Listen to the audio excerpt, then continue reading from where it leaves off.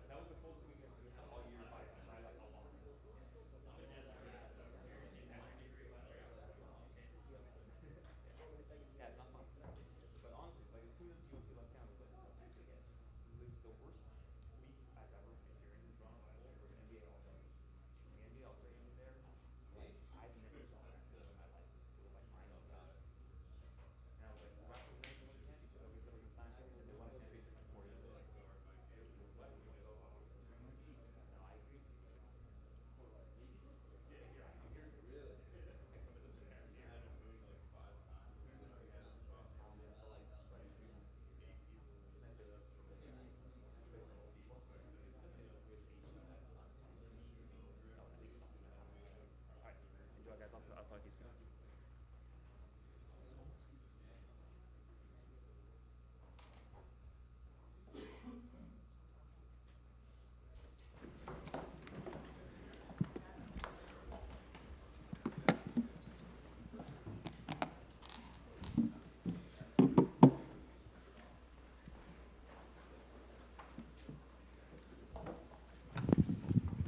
Song, how does it feel to be here in Miami for UFC 299 Fight Week? Hey, I feel very good. Nice weather. I have a lot of friends coming from my country. I feel very good.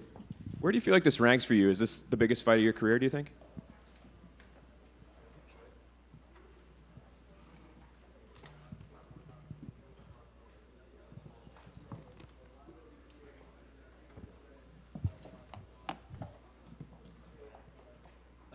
你觉得这场比赛是你现在目前遇到过最重要的一场比赛吗？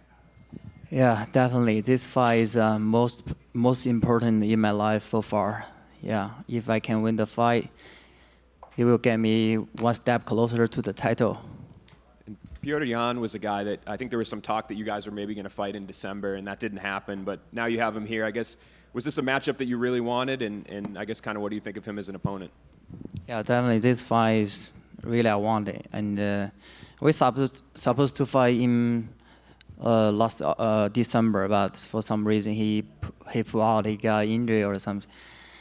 But not right now. It's a pretty good time. I have more time to prepare. Yeah, now I feel really good. I'm well prepared. I feel very good mentally, physically. Yeah. And what do you think of him as an opponent? I mean, he was a champion, and then it seems like after he lost his title, he's kind of struggled to get wins. So do you feel like he's still like right up there? He's close to being the best in the world? Yeah, for sure. He was the former champion and top level fighter, and he had a great striking. I believe he beat Sean, so he definitely is a great fighter still. Yeah, and the long break won't affect him any. I think maybe give him more time to reflect on his skill and improve them. So over here. Hi. Do you think that Petr had beaten Aljamain Sterling in their second fight too? Because that was also very controversial, and Petr thinks he won the rematch. Yeah, that was close fight. I'm either way, but I'm not the judges. But it's close fight. Yeah. Do you feel like sort of the forgotten man in this division because Sean's the champion, he's fighting Chito, a guy that you have a win over, and you're still main eventing these fight nights, and now you're on the pay-per-view under them. Do you sort of feel like the forgotten man in the division, and do you view this fight on Saturday as a way to kind of cement yourself in that group of contenders? 你是不是觉得大家都是小瞧你，没有注意到你？因为大家都是把目光注意在什么Chito 跟 Sean 身上。He's a forgotten man, right? Yes, actually I don't care, So Saturday night will prove that I'm the real star. Yeah. Can I get your thoughts on the main event between Chito and Sean? I like Sean, I like his style. He's smart and he definitely will win the fight. But I hope Chito win, If he win, he may count me out because he always come late our first match, He saw he win the fight, but 3 judges decide I win the fight, He always come in that. But I hope he win he do his best to win and call me out, and I'm the challenger. Yeah. Last one for me. I saw on Monday you said that you felt you were the best boxer in the division. A lot of people also think Petr Yan is one of the best boxers in this division. So do you kind of view this fight as a way to cement who is actually the best boxer at 135 pounds? Yeah, I'm so confident of my boxing. I've been training a lot for such a long year, so I'm so confident. But you will know, you guys will see 39. Yeah, time will tell. Over here. I know you just said that a win here would get you closer to the title talks, but do you think the win would ultimately propel you right to the title shot, or do you see a world where you may have to win another one before you get the shot at undisputed gold? Right now seems like Merab deserved title. I agree with that, but if I knock Peter out, maybe I'm next. Yeah. And also, I know you just mentioned how good Peter still is and everything, but do you think this is the best time to fight Petr Yan, given the recent run he's been on and where everything hasn't really been going his way? Sorry, can you repeat it? Yeah. So, do you think this is like the best time to fight Petr Yan, given the way things have been going in his career lately? 就说你是不是现在能占据这个时机？因为他现在都是输的，是不是现在是最好的时间去打他，就是占他这个便宜？对。I don't think so. He's a great fighter, but you know he is in losing streak. I'm winning streak, but we will say 39. He spent 1 year to ready for this fight. I don't know. 39, still 39. Merab right here. You know, there's a lot of good bantamweight fights right now. Obviously, Merab just had his win. Sean's on this card. You're on this card. Umar just had a win. Is bantamweight the best division in the UFC right now?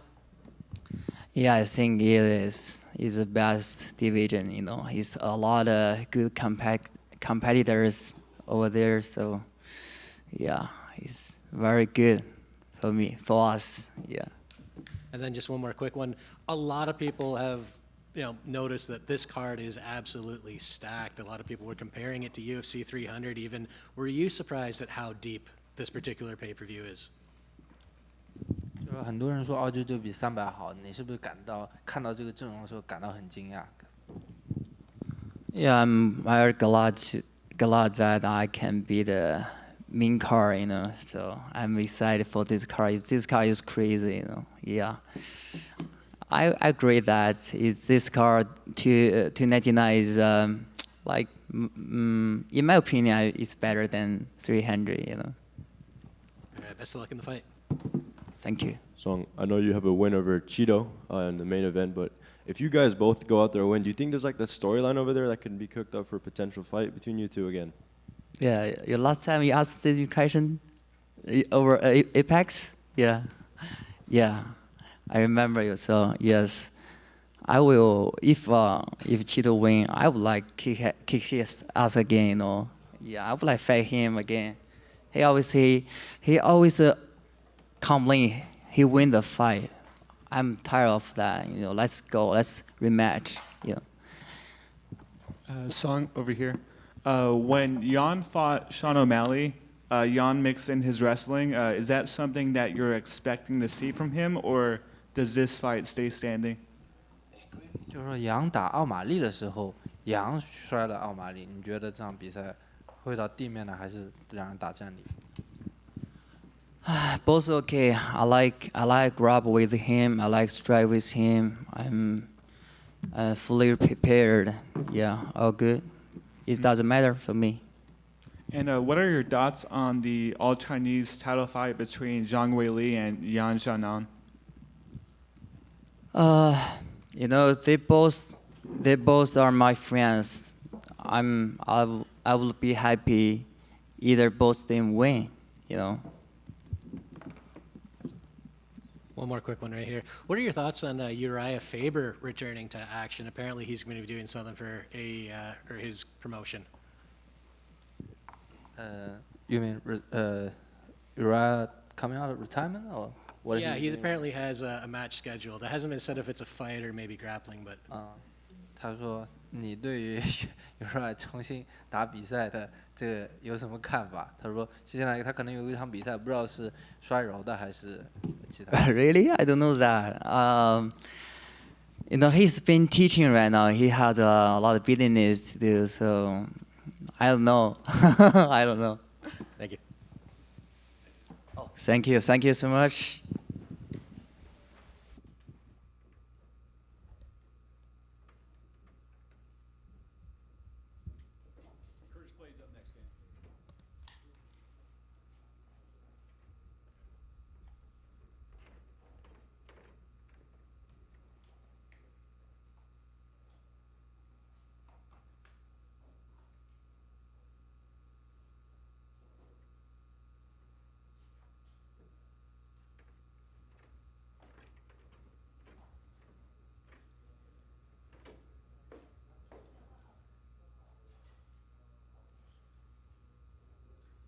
Just like that.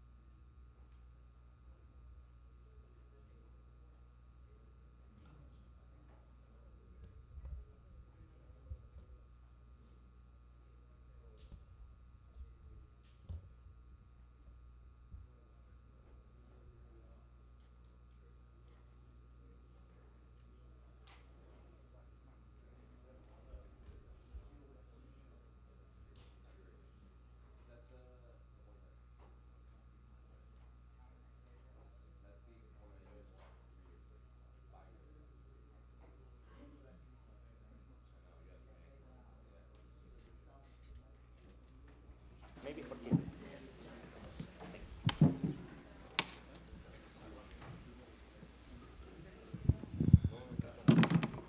Hey Curtis, how's fight week going so far here in Miami, man? It's chill. Same old. Talk to me about what the last few months have been like for you. We were supposed to see you fight a few months back. You suffered 2 ankle injuries, right? Kind of simultaneous. Can you just kind of talk about that and the recovery that took place afterwards? The injuries happen. They're very sensitive, and it's hard to let them heal as you're working out on them. So I just needed to take off like 5 weeks, and that was hard, but I knew I had to do it. So. Are you happy that they preserved the matchup, that Jailton was still the guy on the other side of the contract when it was time for you to come back? Yeah, I was very happy. I didn't think there was anyone else they would give me, because who else is there? But you never know. So I am happy I got the matchup. So kind of the unique thing about this situation is I'm sure you kind of watched that Derek Lewis fight pretty closely. I guess what was your kind of thoughts on that performance? Pretty dominant from him? Yeah, he did what I thought he was going to do, take him down. I didn't think he'd want to hang out on the feet at all. He hasn't really shown anything with footwork and hands. Like, he's a traditional jiu-jitsu guy. He's like a heavyweight version of Damian Maia. Don't have hands, just want to grapple. Do you feel like that's kind of the difference between you two? Because I think a lot of people see you both as heavyweights that can really drown people in this division. So do you feel like on Saturday the rest of your game is going to shine over his? Yeah, that's the beauty of being multi-faceted. I don't have one path to victory. I can win on the feet. I can grapple. I've already shown I have the power to knock guys out. So I'm very confident I will be able to show him on the feet. Chris, over here. Just from watching Jailton's first few fights, obviously not the Derek Lewis one because he got the full 25 minutes, but it just seems from the outside looking in like he does, front kick right out of the gate and then blast double leg against the fence, try to take you down. I'm curious, like when you're watching him, is it just that cut and dry when you're watching him right there? Yeah, and it's a lot of guys. A lot of guys at heavyweight find one skill and like, oh, that works. They don't grow. They don't expand on it. Why would they? He's had so much success. I don't think he's gonna come out and like, oh, I want to strike now. He's gonna do, just like you said, the teep into the blast double leg. It works because these other heavyweights, they've never sprawled in their life. I sprawl all the time, so I guess we'll see. Just one last one for me. It seems like a lot of these guys, when they're coming up and they have hype, it's like, oh, Jailton is a really high-level grappler, and you know Tom Aspinall is really fast and athletic, and he's also a black belt too. And it seems like they want to. Fans would be like, well, they haven't fought Curtis Blaydes because you know he can wrestle and strike and he's powerful, like you said. Do you hear that? Like fans view you as like the test they want for these guys. Like they're good, but they haven't fought a guy that can do all of these things. Yeah, and some people would be like, oh, I don't want to be that guy. I don't care. I got a job. That's good. I'm always going to have opponents, so I take it as a compliment. It's over here. When you and Jailton were originally booked, you guys were supposed to headline the Brazil card back in November. So now, obviously, you're on a very stacked card, but on the preliminaries. So is that something that even goes to your mind, or is it just go out there and scrap? I prefer to be on the prelims. I don't want to be in there all day thinking about the fight. I know you guys like it because you get to end the night with a good heavyweight knockout. I don't want to be up from 12 on Saturday all the way till midnight. After I win my fight, I'm going back to the hotel. I'm going to sleep. I'm very happy I'm on the prelims. And speaking of Tom, I know the focus on Jailton, but I know you guys did have that fight that didn't really go out the way both of you guys wanted to. So do you think that storyline is big enough in case you do get the win against Jailton to maybe run it for the interim belt or something like that down the line? I have no idea. It seems like storylines are based off Instagram followers. So if you have enough Instagram followers, anything is a good storyline. So. Curtis, right here.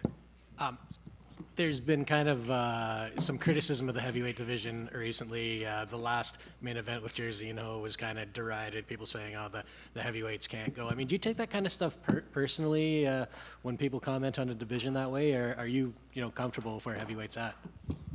I mean, the observations aren't wrong, but I don't take it. They're not talking about me. 'Cause I know I'm not like that, so I don't really care. Yeah, I don't care. And when you look at Jailton, I mean, have you been impressed with his run so far? I mean, going through Jair and going through Derek Lewis, have you been impressed by him? I've been impressed by the grappling, but not the overall fighting, no. Thanks. Just two quick ones over here. Do you consider Jailton a heavyweight? He obviously looked a lot smaller fighting Derek Lewis, and, he's competed at light heavyweight. Do you feel like he's a proper heavyweight? I mean, he's got proper heavyweight wins, so I guess he's a heavyweight now. Yeah. And lastly, what do you make of the UFC sort of waiting on John Jones and giving him the time to recover while keeping the undisputed? We've seen similar cases. Sometimes fighters get stripped. Overall, your thoughts on the UFC's decision to hold the belt, I guess? He's John Jones. He does what he want to do, and he's earned that. Like, what are you going to do? You're going to take the belt away from John and he potentially retires and you lose out on one of the biggest fights in history? No. So you let him heal. Thank you. Curtis, can I get just one more? Can I get your thoughts on the main event between Chito and Sean? I think it's going to be a good scrap. I think O'Malley's grown a lot since their last fight. It ended off an injury, like the ankle thing. So they kind of got unfinished business. So I'm expecting it to be a good fight.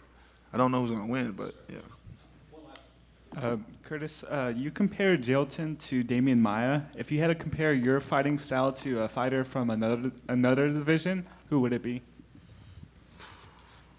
Hands and wrestling. I can't think of anyone right now, but I've always modeled my style off of. Originally, I wanted to be like Khabib, but then I realized growth isn't necessary. You got to grow the hands. So I can't think of anyone with my wrestling and strike. Oh, Merab. There we go. I'm like heavyweight Merab without the gas tank, though. Thank you. No worries.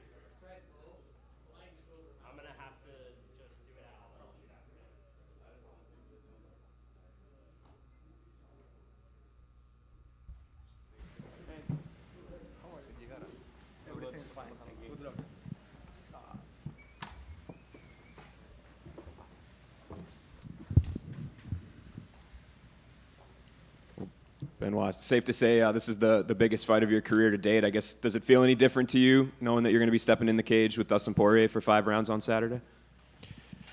No, not especially, because if I don't win my previous fight, I don't get this one. So every fight of my life is the most important one. I guess the last year or so, you've really built in popularity. You've picked up a lot of wins. Do you feel like this is going to be really your breakthrough moment to really become a star and a household name? It's one more step, a very tough one, and I'm happy I'm getting this one. And I'm expecting a tough fight. I have been well prepared. And, I'm expecting to have a tough and enjoyable moments in the octagon. And after your last fight, you mentioned the potential of you fighting Dustin Poirier was a fight that you wanted.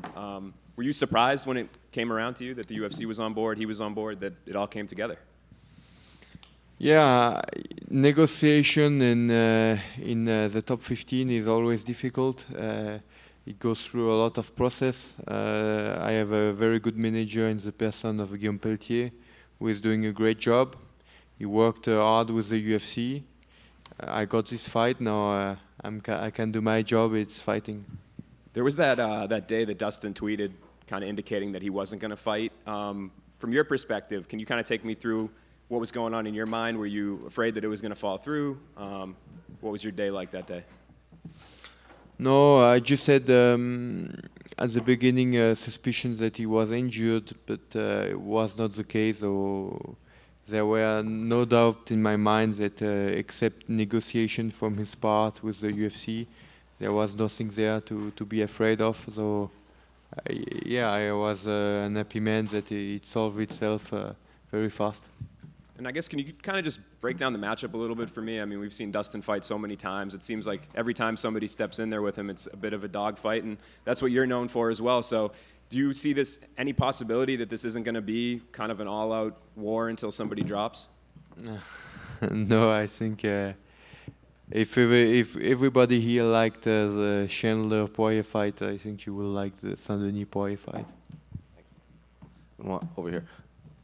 Given that Dustin has fought pretty much the best of the best at lightweight, I think it caught a lot of people off guard that you were the betting favorite in this fight. Why do you think the odds makers like your chances against Dustin? I don't care about odds too much. 8 months ago, I was very to me, it's just gonna be a good fight, and he's ready. He's tough. I did my job as well, though I'm just expecting a tough fight. And obviously your last fight, you fought a guy from New York, in New York, and now you're fighting Dustin, who trains here in Florida. Are you expecting another hostile crowd when you make the walk on Saturday? Yeah, of course. And then obviously your countryman Cedric Doumbé fights tomorrow in France, and then you fight Saturday in your biggest fight. So I guess, do you kind of view this as a big moment in French MMA, considering you two seem to be two of the biggest stars from your country competing in MMA? Who are you talking about? Doumbé fights tomorrow, and then you fight Saturday in the same week, and you were both in these big events. Yeah, it's good. French MMA is getting huge. Lot of excitement around MMA in France globally. So very happy to be here at this period of time and to showcase my skills. Over here. Kind of going along with that question, I know you were asked about who can potentially be the face of French MMA. So do you think how your fight and Doumbé's fights go respectively, the face of French MMA can be decided this week? There is not one face. There is a couple of faces. It will be very poor in terms of skills and density if there was only one face. I think if you ask this question to the US guys, they will have a couple of faces. So being part of French history, French MMA is of course something I'm enjoying, and those two fights are important for the storytelling of our country history with MMA. And I know Oliveira versus Saryukin is booked as like the #1 contender fight in UFC 300, but Islam has been looking for a new challenger. So if everything goes your way, how do you match yourself up against Islam Makhachev? I never go through a fight when I haven't done my mission, but yeah, of course, it's all excitement. It's all excitement, and if I'm victorious, there will be things that are going to be done. Benoit right here. You know, people are now talking about you in the same breath as Justin Gaethje and Dustin Poirier as this all-action kind of ultra-violent fighter. What does that kind of accolade mean to you? I mean, you are all here for that. So yeah, I'm enjoying it. It's been efficiency inside the octagon. The Poirier fight. I'm focused on him right now because this is the fight, and yeah. Fight next month, Holloway Gaethje. Who do you have winning? Of the weight. I lied when I said it was the last one. One quick one. Was that a title that you'd be interested in fighting for someday? Yeah, of course. I mean, this is the toughest division in the UFC for one reason. There's 2 belts in this division. So, yeah, of course. Best luck. Benoît, 2 petites questions. La première, tu disais que quand tu commençais le MMA, c'est Dustin qui combattait contre Khabib pour le titre. Tu t'étais fixé à l'époque 2 ans pour rejoindre l'UFC, tu as mis juste 2 ans et demi, mais est-ce qu'à l'époque, quand tu voyais Dustin contre Khabib, tu te disais déjà devant ton ordi, ce gars-là, je vais peut-être le rencontrer, lui ou Khabib? Non, parce que je pense qu'à cette époque, je n'avais pas encore toutes les connaissances que j'ai dans le MMA, que j'ai acquises au fur et à mesure du temps avec l'expérience. Je ne savais pas encore si j'allais combattre en 66, 70 ou 77, en fonction de mon corps. Donc ça s'est affiné avec le temps. Et aujourd'hui, je suis très content d'affronter un adversaire de ce calibre. Et dernière question, il y a la méthode un peu GSP, la méthode John Jones, Georges Saint-Pierre qui était extrêmement complet. Il voulait aller là où l'adversaire était le plus faible pour se donner toutes les chances de gagner le plus possible. Et John Jones, lui, au contraire, il était plus en mode je veux battre les gens dans leur domaine de prédilection. On t'a entendu dire que du coup, tu voulais striker avec les meilleurs strikers, aller au sol avec les meilleurs au sol. Mais du coup, l'un et l'autre, ça ne va pas forcément ensemble. Mais dans ta mentalité, qu'est-ce que tu préfères? Aller dans les points faibles de l'autre pour vraiment le dominer partout ou les battre dans leur domaine? En fait, c'est du mensonge de dire que tu vas pas là où c'est facile. La nature humaine, elle est paresseuse. Donc, tous les combattants vont là où ils trouvent l'ouverture. Mais des fois, il y a des surprises. C'est-à-dire qu'on s'attend à ce que ce soit facile en striking pour l'un, mais au final, c'est compliqué parce que le style et la distance et la compréhension du combat est meilleur chez l'autre. Mais moi, ce que je veux dire par là, c'est qu'il faut être capable d'être compétitif dans tous les domaines avec les meilleurs combattants de ta catégorie dans chaque domaine. C'est-à-dire qu'il faut être capable de faire 1 ou 2 rounds de striking full avec les meilleurs strikers de la division parce que tu n'es pas à l'abri, vachement orienté vers les dégâts et le finish, mais les dégâts et la domination en général. Donc Daniel, c'est un style de coach qui va rechercher ça plus qu'autre chose. Donc forcément, ça donne du spectacle. Hello, Benoit, over here. Hi. Dustin been talking about retirement. So do you think you're going to kind of finish his career in UFC this Saturday? I mean, I will be very honored to be his last fight, but you know, it's his decisions. Get your thoughts on them. It went this fast for having this opposition because we will. So I'm expecting a tough fight. Bonjour Benoît, j'ai une petite question. On sait, comme tu l'as dit il n'y a pas longtemps, ta progression qui est fulgurante. En 2018, forcément. On en apprend tous les jours. J'ai un emploi du temps qui est discipliné en essayant de m'améliorer dans toutes les composantes que font les arts martiaux mixtes. Donc voilà, le soutien, tout ça combiné, ça donne un combattant de qualité. Et avec tout ça, tu sens que tu peux progresser encore jusqu'à quel point? Je peux pas dire, mais je sais que j'ai encore des lacunes et des domaines de travail. Merci beaucoup.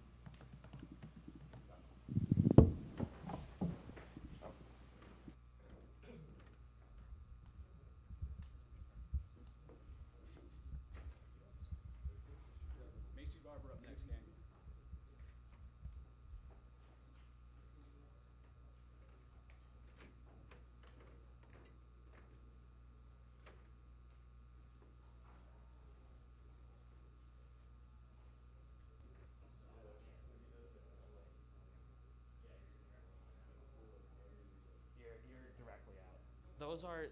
those jump from my snake.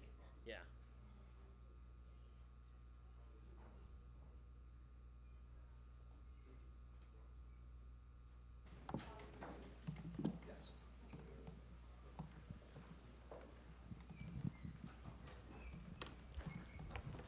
Good, how are you? Good. This is a big fight for you. You're probably in the best moment of your career right now. Talk to us about, coming into this big pay-per-view, this big card. A while ago, obviously, coming off of that injury, not a few years ago, and just being able to have the experience and just live through this entire career. It's been a great thing. Yeah, and this is obviously a big fight for the division. Do you see it as a title eliminator? You feel like a win here will get you the next shot? I do. Either that or, like I said, obviously Alexa still has the belt, so it would be a title eliminator and getting a title shot. I feel like when I finish Katlyn, the gatekeeper, I feel like for me that really sets me up and is like, all right, fine. Like, she dominantly finished Katlyn. Now it's time to give her a shot, and I'm still coming for my rematch. Yeah. So a lot is expected that maybe they're going to do a trilogy fight between Alexa and Valentina. Do you feel like if you make a statement against Katlyn, you can skip over Valentina and be fighting for the belt next? I mean, I'm down to do that, but even if they do have their trilogy, if they're scheduled to fight, I'd like to be the backup fighter. That'd be great, or whatever we can make work. There's injuries, there's things that pop up, so I'll be ready. Yeah.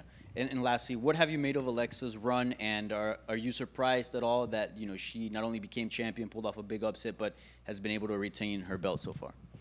I'm not surprised. Honestly, though, I did think that was a lot closer fight than it was, the rematch. And I think that's why we're getting a trilogy. But for me, I think that Alexa has done great. I've always thought that she's a phenomenal fighter, and that's why I want my rematch, because I know my third round with her, I won that third round, and had I had a 5-round fight, I would have won that fight too. Macy right here. Just want to get your thoughts too on the Aaron Blanchfield, Manon Fiorot, and kind of I think a lot of people think that might be a title eliminator as well. So they're not exciting though. Do you think that would be what separates you? Is maybe if you were to go out there get a finish, like that would be what could surpass you over them? Absolutely. I know that obviously they're girls in the division, but like I don't know a lot of people that are like, oh yeah, Aaron Blanchfield, oh yeah, Manon. Like they're just there. They're good fighters, but I don't think they have everything to be able to be, a title shot or a dominant and great champion. And I guess, what do you think of that matchup? Is there somebody one way or the other that you're leaning towards? Yeah, not really. It's kind of like okay. Thank you. Yeah. Macy over here. Obviously, from the outside looking in, I'm sure you've watched the tape on her, but to us, it just seems like Katlyn can she frustrates her opponents a lot with just staying out of reach and just doing like her teep kicks and everything. So when you're breaking her down, is it that cut and dry? Like she just frustrates her opponents into these decision wins, or do you see kind of more in the technique she brings? Yeah, more of what I look at is their decision wins. They're not finishes. They're not dominant. They're not. They're just decision wins. She's doing enough to win a decision, and all the girls that she's fought that have gone for a finish, specifically Andrade, she got finished. So that's what we plan to do. Is we're going to go out there and finish her. I'm not going out there to point fight with her. I'm going out there to finish her. When you say finisher, do you vision this staying on the feet like a clean knockout, or like when she fought Valentina, she took her down and was kind of ground and pound with the elbows? Like, how do you see this fight playing out? I see this fight playing out where I can win anywhere. I'm dominant in the striking. I'm dominant in the grappling. I'm going to be too much for her. And then just last one for me. Can I get your thoughts on the main event between Sean and Chito? Yeah, I like watching both of them fight. It'll be an interesting fight, but for me, I'm a fan of Sean O'Malley. I think that he's going to pull it off. Macy over here. I just want to get your thoughts on your division. I mean, it seems like it's in a very healthy spot right now. You have yourself, see Katlyn, Alexa, Valentina, Manon, Aaron. The list goes on. So what are your thoughts on the current state of the flyweight division?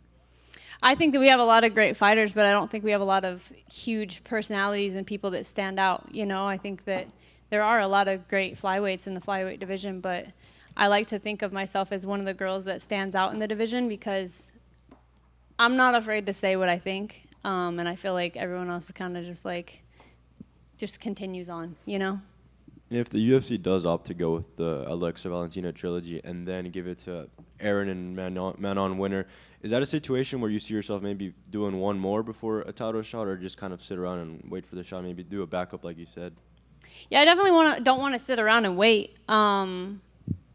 Depending on how that would play out, is I want my rematch with Alexa Grasso. I don't care how it comes, you know, if it's with the title shot, without the title shot, if she loses the trilogy, I don't care. I want my rematch. And obviously, ultimately, I want the title too. So I think that those are the two that we could figure out, you know, if one of them gets a title shot. But that's something that I got to figure out and decide on. But it's kind of a weird situation because there's not a whole lot of people ahead, but also like you don't really fight backwards. The only time I was going to fight backwards was when I tried to fight Juliana Pena. Macy, right here.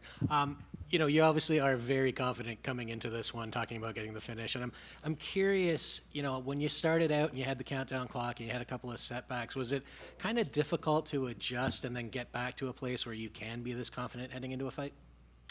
I mean, I think that it was just a learning process. You know, it's like I know what I want to do and I know like where I want to be, but it's just like trying to figure out how to get there. And so, like I said, it's a learning process, but I'm here and I learned my way here. So we're good. And then, you know, a lot of people have noted about how stacked this card is. So is this the next best thing to being on UFC 300? Honestly, I think this card to me is better than 300, and I'm honored to be on this one. And we're here in Miami, and I love it. But yeah.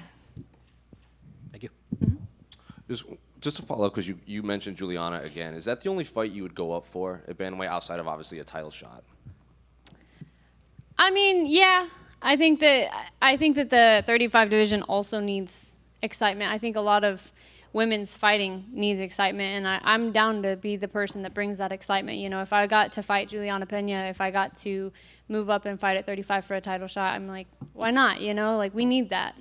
So if presented with both Alexa and Juliana, would it be Alexa just based on, you know, you want to erase that L, or is it, you know, Juliana seems to be the most talked about women's fighter in both divisions at this point? I think it depends on the timing. Like if it was like they're both at the same time, then it's like we gotta think about that one. But I'd take the easier one first, which I think is Juliana, and then I'd go and fight Alexa. What makes Juliana more easier than Alexa? I just don't think she's that great of a fighter.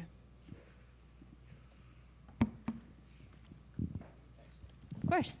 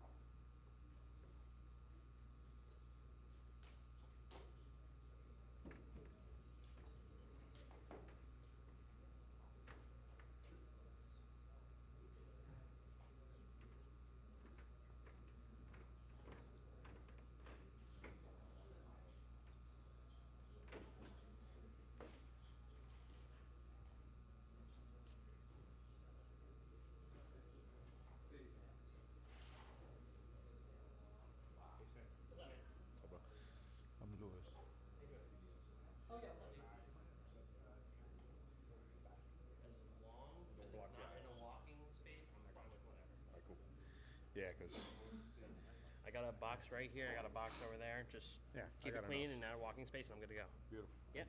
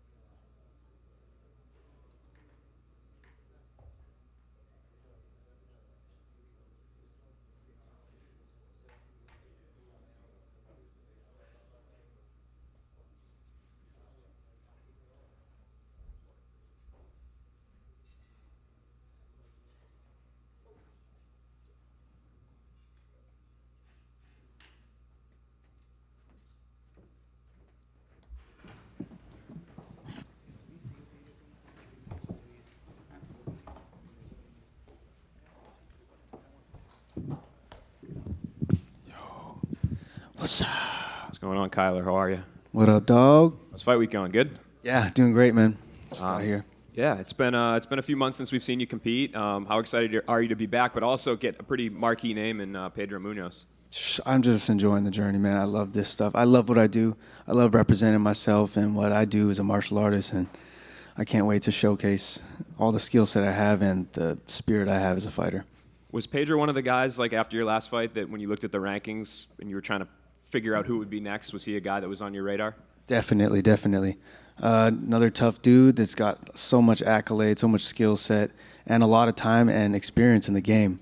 So that's just it's just another opportunity for me to literally just be the best version of myself. It seems like a lot of times when people fight him, like nobody looks particularly great against him. Like he's always pretty competitive. Leg kicks are a big part of his game as well. So any changes in preparation for this one, or you got just kind of stick to the recipe and just a couple little minor things. Yeah. I guess kind of how do you see it playing out in your head without giving away too much? There's so many different things that could happen, all in basically in my fight game. So like, I think I'm just gonna let it all play, and there's so many different things that I'll be able to do to him on my speed, on my timing, on my territory, in my time, and in my octagon. And I just need to make sure that I'm there, and that's my job. Is it cool to share the card with Sean as well? Yeah, definitely. That's it's been a long time coming, man. I met that guy up over 10 years ago, and it's cool to see all of us, everybody's just get into that next level and see him headlining as the UFC champion, you know, and he's set a very good example, and I love it, dude. Does it surprise you at all how big he's become, like that real A-list sort of superstar status? He's always had that energy about him. He's always had that kind of like just do something crazy, like since I met him, and that's just his personality, you know. And like it's you always knew something. He's going somewhere with it, you know. And like yeah, we knew that was coming for sure. And I guess we see him with the hair and his persona, and you know he's great at talking. But as somebody that has to go to work with him and train with him and you know have a personal relationship with him, I guess what kind of guy is he behind the scenes when the lights aren't there? Super genuine, very smart, very calculated. Trains his butt off and put a lot of time in his life into this, and that's why you see he's UFC champion. And it's just cool to be around that energy, man. Him, Tim, got my guy Marcus back there, Hanchi Nico. We're running this, dude. We're running this shit. Obviously, going along with that, you sharing the card with Sean, how were the emotions like at MMA Lab going into this fight week? Emotions? Yeah, just like emotions of, you know, sharing. No emotion. I just love it. You know, I got good feelings, definitely. Good energy, good feelings. And, dude, this is an awesome journey, and just fighting is the best. This is so cool to have an outlet like this, you know? It's not a normal life. It's cool to be able to do this for a living, and I've been doing this my whole life. I put so much time. Since I was 6 years old, I wanted to be a UFC champion. When I was 12 years old, I wrote that down, UFC champion, to my dad, and I still have that piece of paper somewhere. And dude, I'm chasing after that same goal, and I will be UFC champion, and I'm just super stoked about all this stuff because I'm living the life that I've always wanted.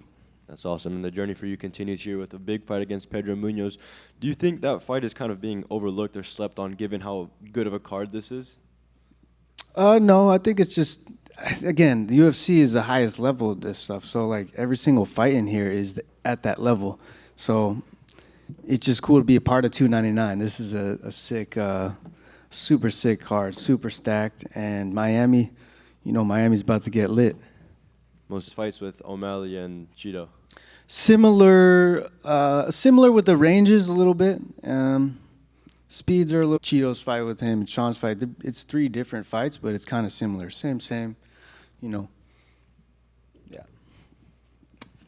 Front right here. Yo, there it is to be UFC champion. Yes. Your teammate is the champion of your so many at the lab too. We got so many dudes. You got Mario Batista as well. Like, whatever happens, we're fighting, we're training, we're making money, we're representing ourselves, we're repping. Would you, like, who would coach who in a situation like that? That's, yeah. We'll see. We will see. That's not, yeah.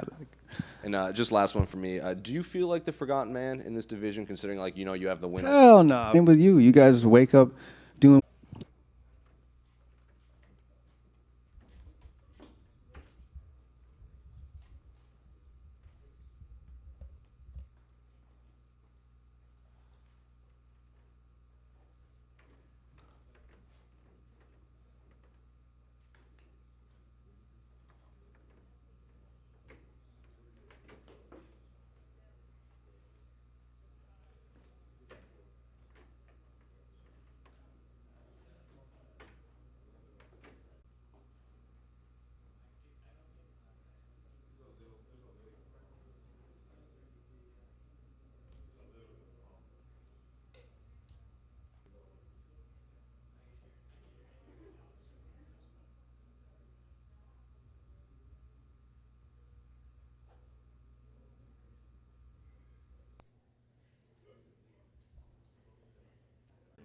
Yeah, I heard yours. I'll go. Audio.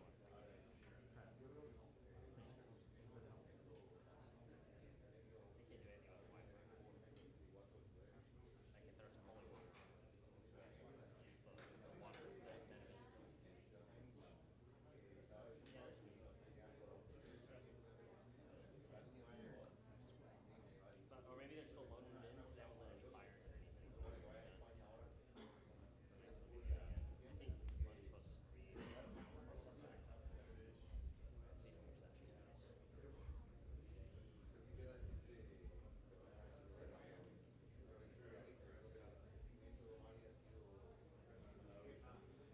That might be a small issue.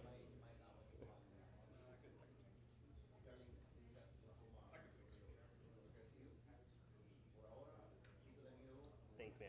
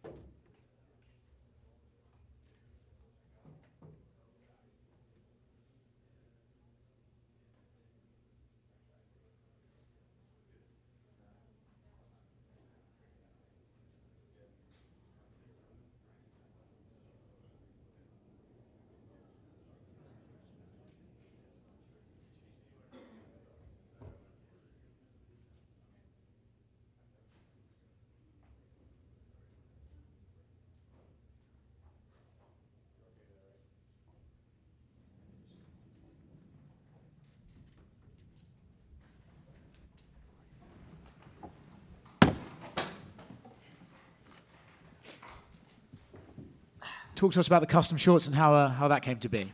Yeah, I shot over a little favor, and it got granted. You know, I feel like it just makes sense. Pink shorts, Miami, the Sugar Show. Was this fight with Chito always going to happen as your first title defense, do you think? Just with the backstory, the way the first fight went, and the dynamics between you two? I mean, ideally it was going to play out like that, but it was never guaranteed. You know, he had to go out there and do his thing. He beat Pedro. Same night I knocked out Aljo, and the stars aligned. I think the first fight's an interesting one, right? Because of the way it ended. Do you even think that fight should... Yeah, you know, that fight never necessarily bothered me. You know, look where I'm at now. You know, that fight plays out a different way. I win that fight. Maybe the next fight I fight somebody that I wasn't ready for, and, you know, I lose my career completely. You know, grateful for, you know, everything that's happened, and that fight's never really bothered me. But I am excited to, you know, go out there and do what I was about to do in that first fight. You obviously shone out against Aljamain, got the highlight reel KO. They put it online for free for everyone to watch. Do you sort of anticipate you can do something similar here against Chito with his style? I mean, I think I could do that. I'm just going in there to win, and, you know, that just happens a lot. Outside of your own sport, there's a guy called Ryan Garcia calling you out. He's also saying a lot of pretty wacky stuff online. I'm not sure what exactly is going on with him. What do you make of his recent Twitter fingers and his attitude towards you? I mean, cocaine's a hell of a drug. I think he's on drugs and he's acting a fool. Yeah, I feel bad for him more than anything, you know. I know you want this superstar route, right? And there's the MMA boxing crossover always comes up when it talks about superstars in MMA, but for a boxer to actually come to MMA, that would be a new look at that. Does that interest you, or do you think he's kind of just talking a little bit out of character and probably won't be meaning what he says? Cocaine's a hell of a drug. Yeah, that will never happen. And if it does, I'm here for it. You know, I wouldn't be my fault that fight doesn't happen. So, but yeah, realistically, that'll never happen. Sean, right here. Obviously, a lot of the narrative since your last fight, especially in Chito's fights, is, you know, Chito starts slow. He's, you know, it takes him a while to get going, and then he gets these late stoppages or anything like that. Do you agree with that assessment, or when you're watching Chito fight, is there just something different about him? Like, is he collecting data, as they say? You know, I think him starting slow is why he's kind of able to finish guys later. You know, he's conserving his energy. So, yeah, I mean, it's just everyone has different styles, and that's kind of his style. Talk to me about the pink shorts. How did those come about? Because I know you wanted them, and not everyone gets their, you know, custom shorts so close to fight week. Yeah, I mean, I did a crazy thing going out there knocking out Aljamain Sterling. All I asked for was, you know, can I get some pink shorts, and they made it happen. And your jiu-jitsu coach Augusto was on a podcast earlier, and he said that he wouldn't mind grappling Merab at some point. So what do you think of those words, and how do you think he'd do? Here.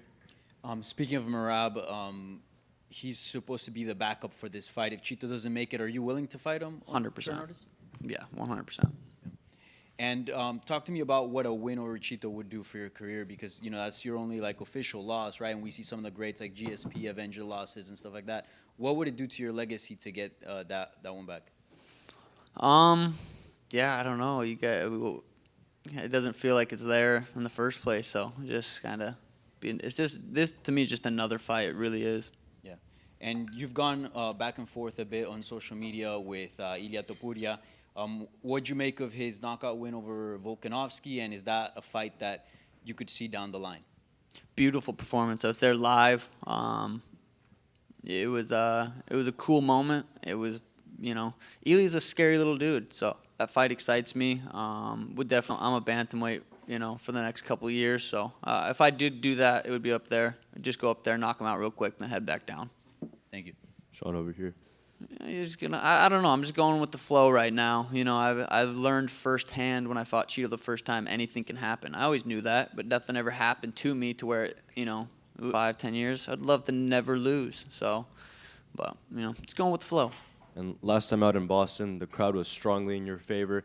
This time out here in Miami, we know there's a huge Hispanic presence. How do you think the crowd will split on Saturday night?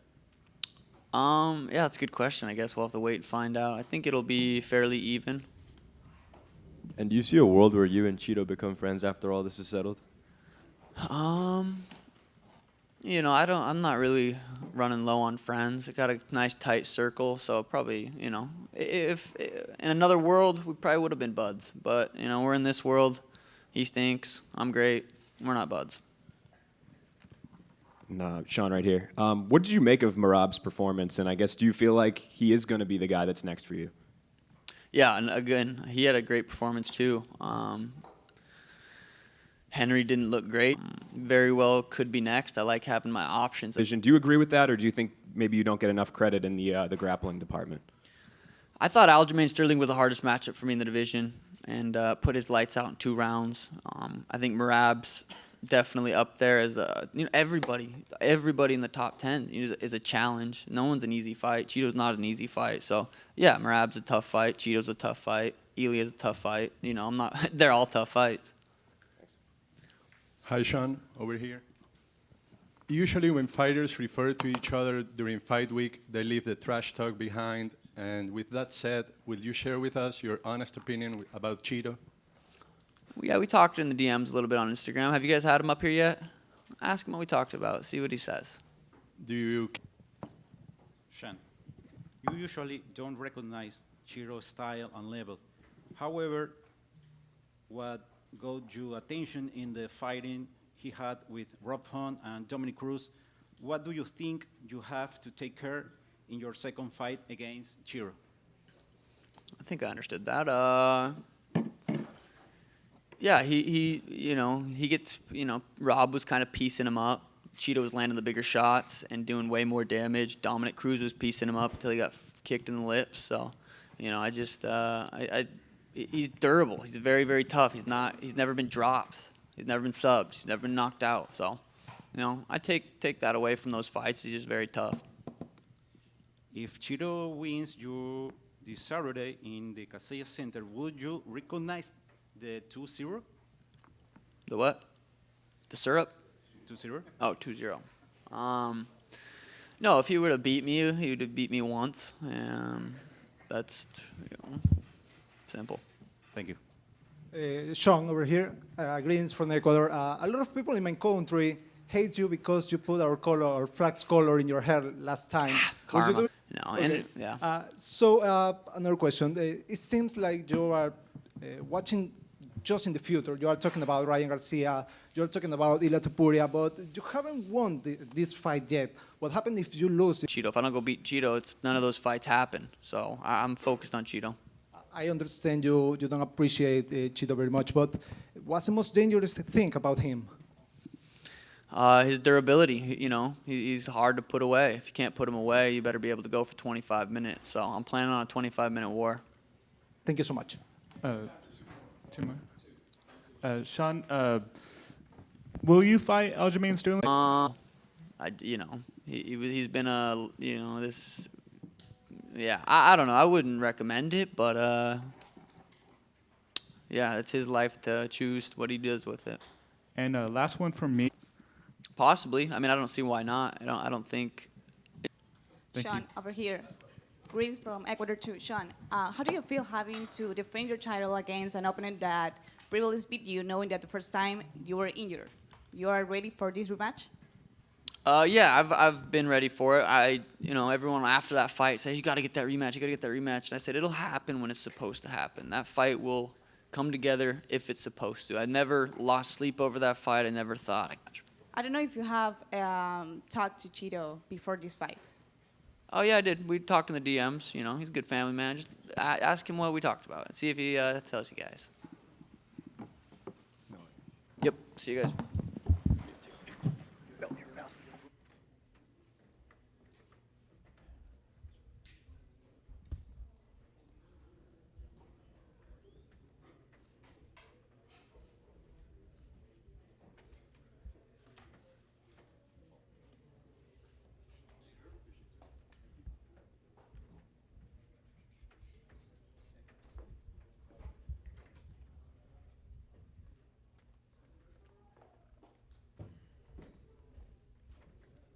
Venom Page, gang. Michael.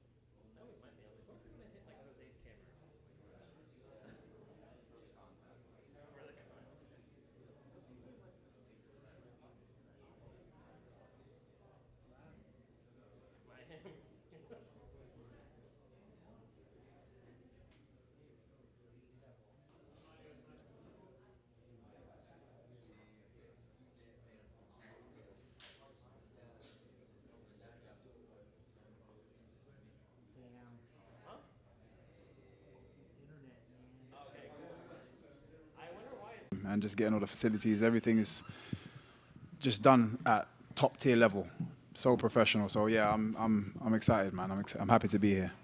Has that brought any extra nerves? I mean, you're such a veteran that you've been around for so long and have experienced so much, but it is something new, right? Yeah, it's a new experience, but I embrace new experiences. I always say I'm experiencing new things. I'm just soaking it all in, and come Saturday, I get to release all that energy. And you've talked about how being in the UFC was a dream of yours for fighting. Is Kevin Holland the guy that was on your radar and somebody you wanted to fight? When you're visualizing being in the cage, the opponent doesn't mean anything, because all I'm trying to do is. And what are your goals joining this promotion? Is it the belt? Is it just having fun, super fights? What is your goal now that you're in the UFC? I don't do things just to make up numbers. So we're here for the belt. I'm here to get the bling. So getting to the top is key. Be trying to build myself up, and I don't need to. And that was a conversation I had, with the UFC. They were, equally in agreement of that, and I think they've shown their intentions by giving me Kevin Holland first. Lastly, what does the path to the title look like for you? A big, entertaining knockout, and maybe another spectacular knockout, and then the belt. Michael, Kevin's known as a bit of a showman, as are you. In a way, is this sort of the perfect starting plan? Like that? Yeah, but no, it's such a great fight. I think for so many different reasons.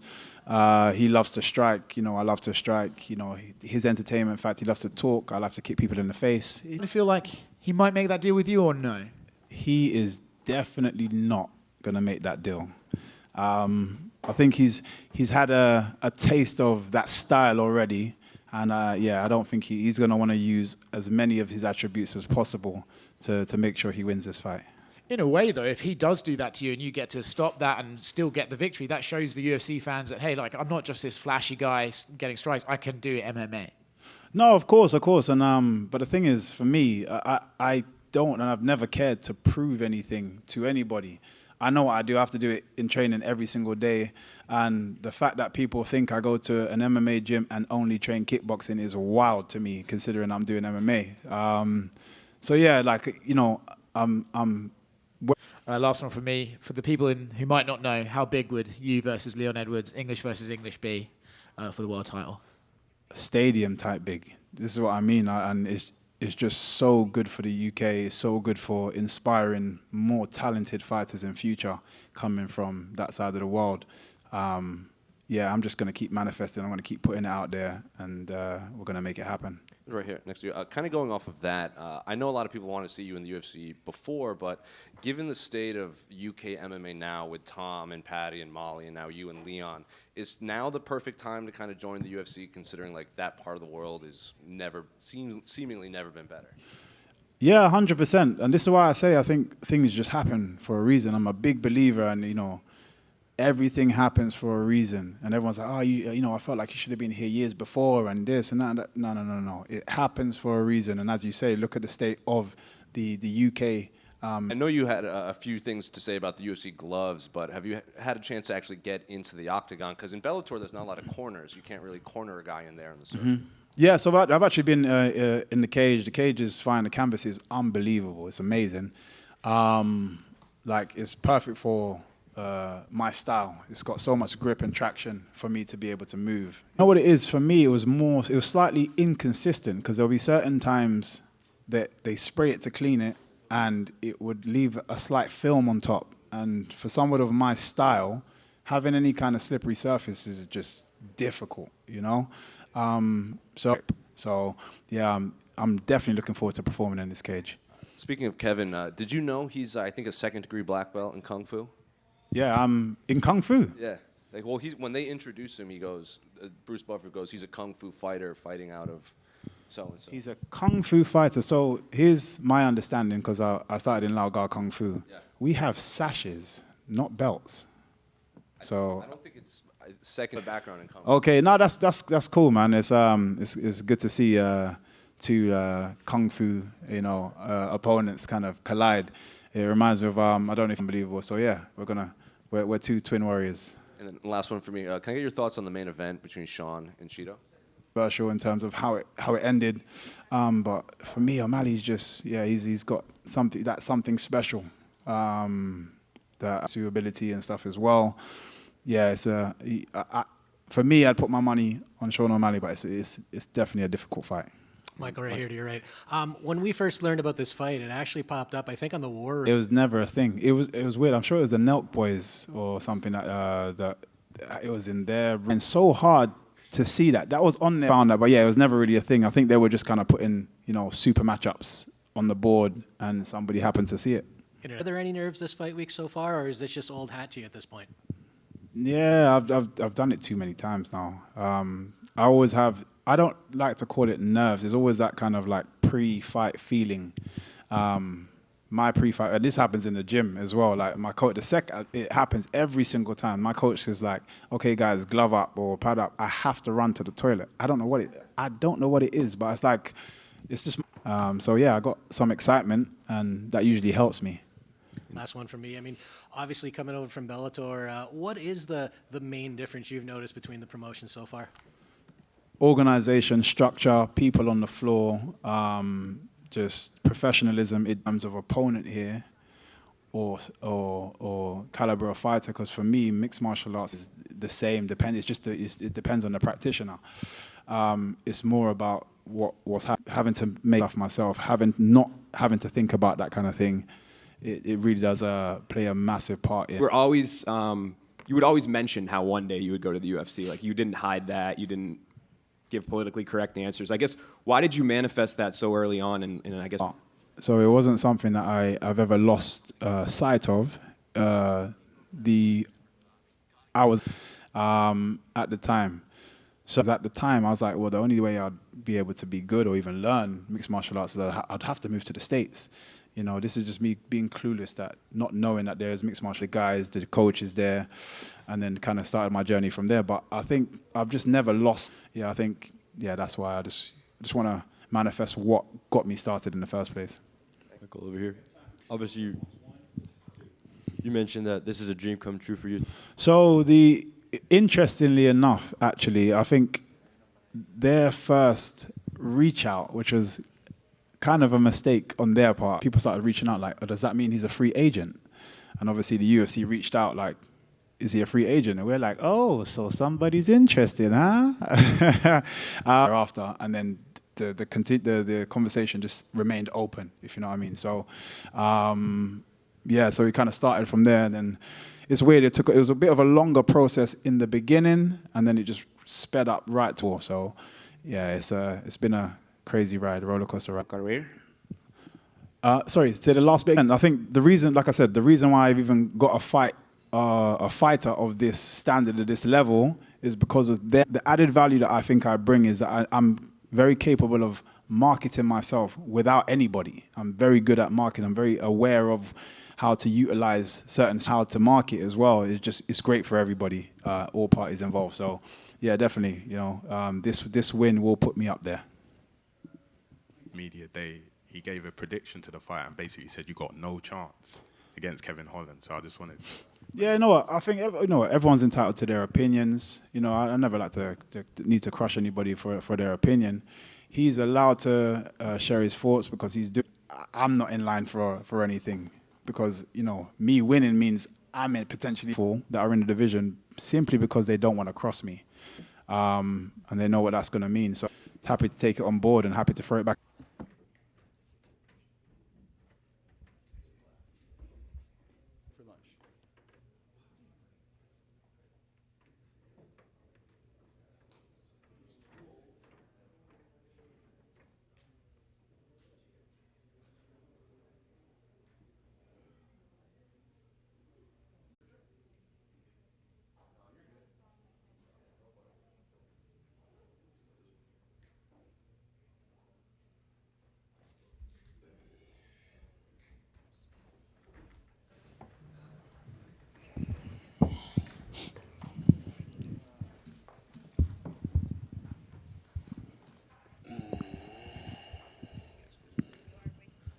Rafael, over here, other side.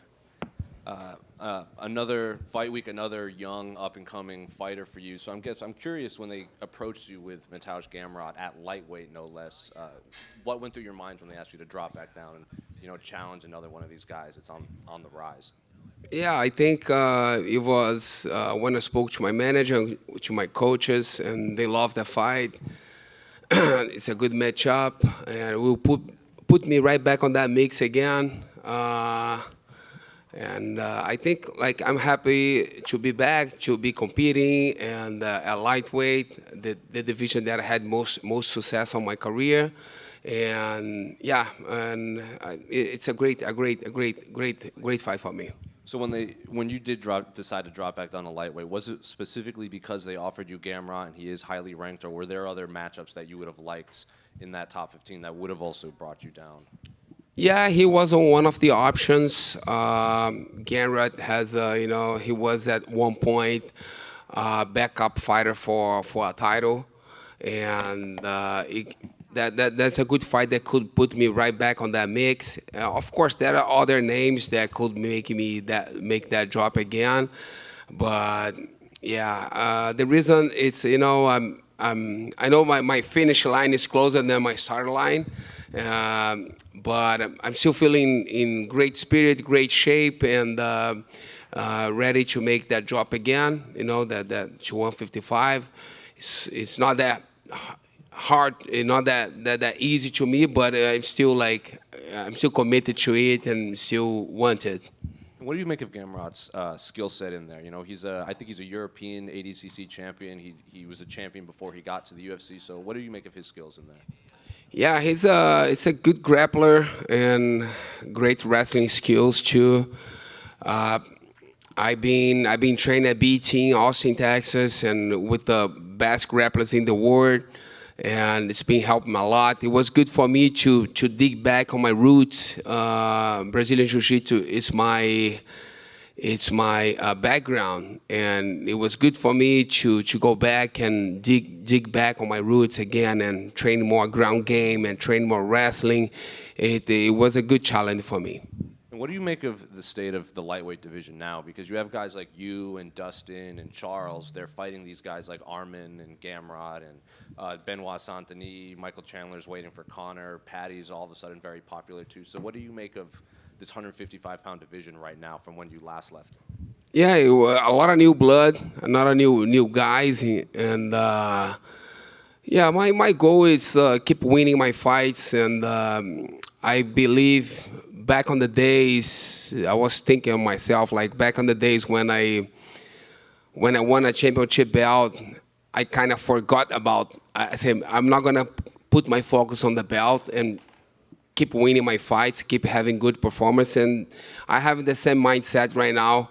My mind is like keep winning my fights, and maybe Islam is a champion, and we were scheduled to fight a couple times, and I think everything happened when you have good performances, and my focus right now is get a good performance, and I want everybody to be talking about my fight on Sunday morning. Last one for me. Can I get your thoughts on the main event between Sean and Chito? I believe Chito gonna win. Cheering for him, former training partner, and it's gonna be a good fight. I think it's gonna be a decision, but Chito gonna win. Well, over here, it's like the first time we don't see you in a main event or co-main event slot in a long time. Curtis Blaydes was in here earlier, and he said he actually prefers to fight earlier on a preliminary card. So, is that something you even think about or care about, or is that just extra stuff for you? No, really. I'm getting paid the same. Nothing gonna change for me, and it's gonna be good that I'm gonna go back to the locker room and get rinsed off and watch some good fights. And yeah, nothing new. Artie, right here. You've called for the Connor fight a couple of times over the years, and he came out yesterday and said he wants Chandler and then Diaz, you know, close together, but he's getting kind of frustrated. Do you think he is going to come back and fight again?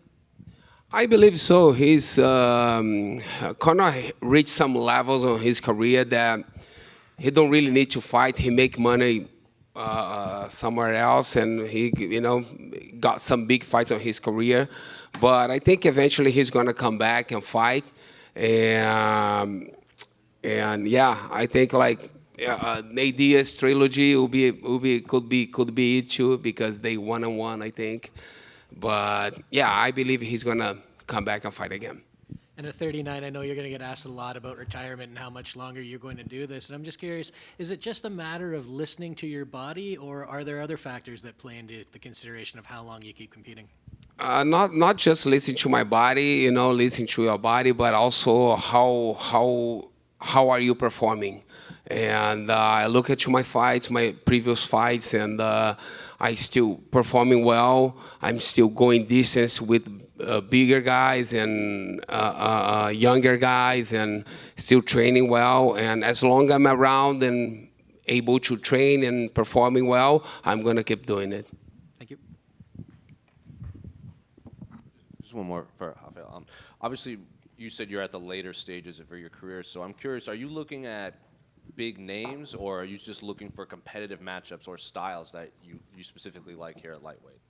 Yeah, I think since I'm not getting any big names right now, like Gamrot's a big name, but he's not a star. He's not a UFC star. And I'm just happy to be able to provide to my family and keep competing. And I think having good performances, big fights will come. Who would you consider a star in this division outside of Conor and the champion? I believe Charles Oliveira is a big star. Dustin Poirier is a big star. Justin Gaethje too, and that's a bunch of guys on this division.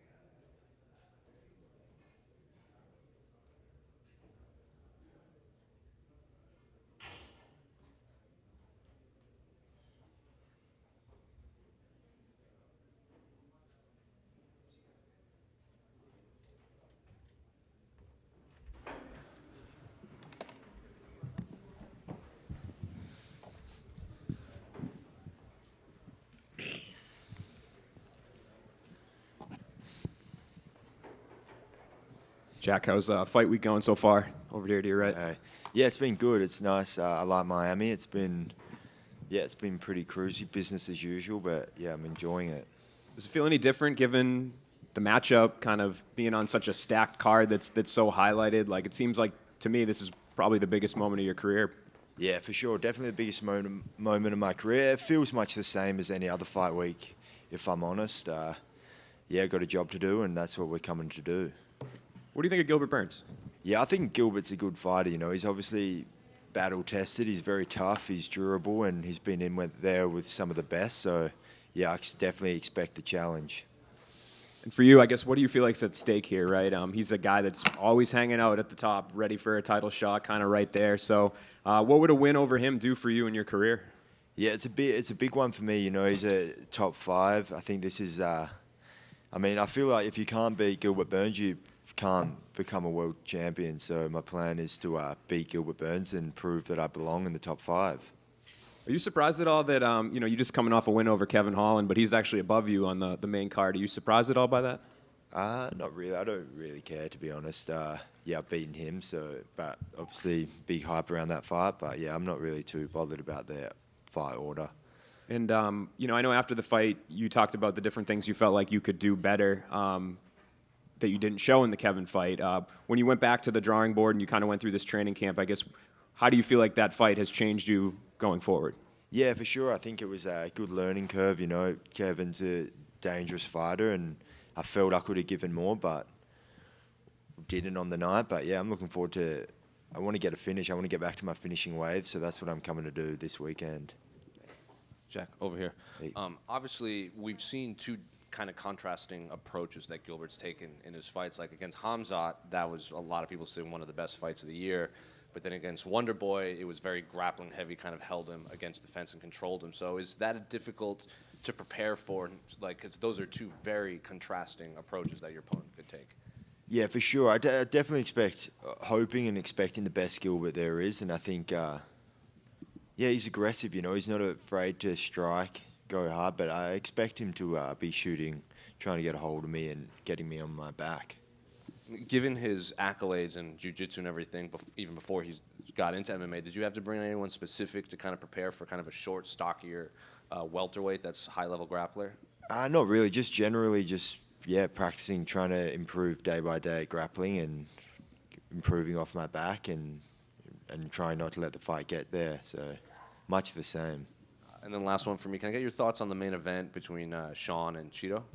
Yeah, I think it's a good fight. You know, the first fight happened how it happened, but I think, I obviously now with the title on the line, I expect a tough fight. You know, I think both men obviously a lot to prove, everything on the line. So yeah, I expect a nice fight. Chuck over here to your right. So when you look at that 170-pound division, you have guys like Bilal, Shavkat that are up in the title talks, right? But you yourself can join that conversation come Saturday night. So what type of statement do you think that you need to do in order to maybe even surpass them in a title talk? Yeah, I think a split decision win isn't going to do it. I think I need to go in there and take him out, get the finish, and I think then, yeah. You know, now you're on a stacked card here in Miami. So what is next for you on your bucket list here in the fight game? I mean, yeah, just going different places I enjoy. I don't know what's going to happen through the year. Hopefully another big fight in Australia towards the end of the year, but see what happens. It's nice to be out here in Miami, somewhere different, but see where it takes us. And speaking of Australia, Tyson Pedro recently hung up the gloves last weekend. So what did you make of that? Yeah, I mean, that's his decision. He's obviously a legend in Australian MMA, and he's had a good career. And yeah, I feel like if he feels like that's time, then I guess that's time, and we just appreciate what he's done in the sport. Last one, will you be warming up with the rugby ball before the fight? Yeah, if we can find a pump to pump it up, we definitely will be. Otherwise, we're going to have to leave the deflated ball at home. One more in front of here. This is also card as the debut of MVP in your division. So does that kind of breathe another level of excitement into this division? Because he's one of those guys that people have been clamoring for forever to see him compete against guys like you in the UFC. Yeah, of course. He's got a very interesting style. You know, not too many people in the UFC have that sort of style. So yeah, definitely see how it plays, see how he goes. You know, he's got a tough fight in front of him, and yeah, definitely something that sort of style excites me. And if all goes well for everyone, might be able to see that fight in the future. How do you think he does against Kevin, a guy that you fought obviously in your last fight? It's a tough one. You don't know. It's a lot of. I feel like that fight has a lot of questions. You don't know how it's going to go. MVP's obviously done some good things outside the UFC. Now he's fighting probably his toughest fight. So we'll see how he goes. Sweet. Thank you.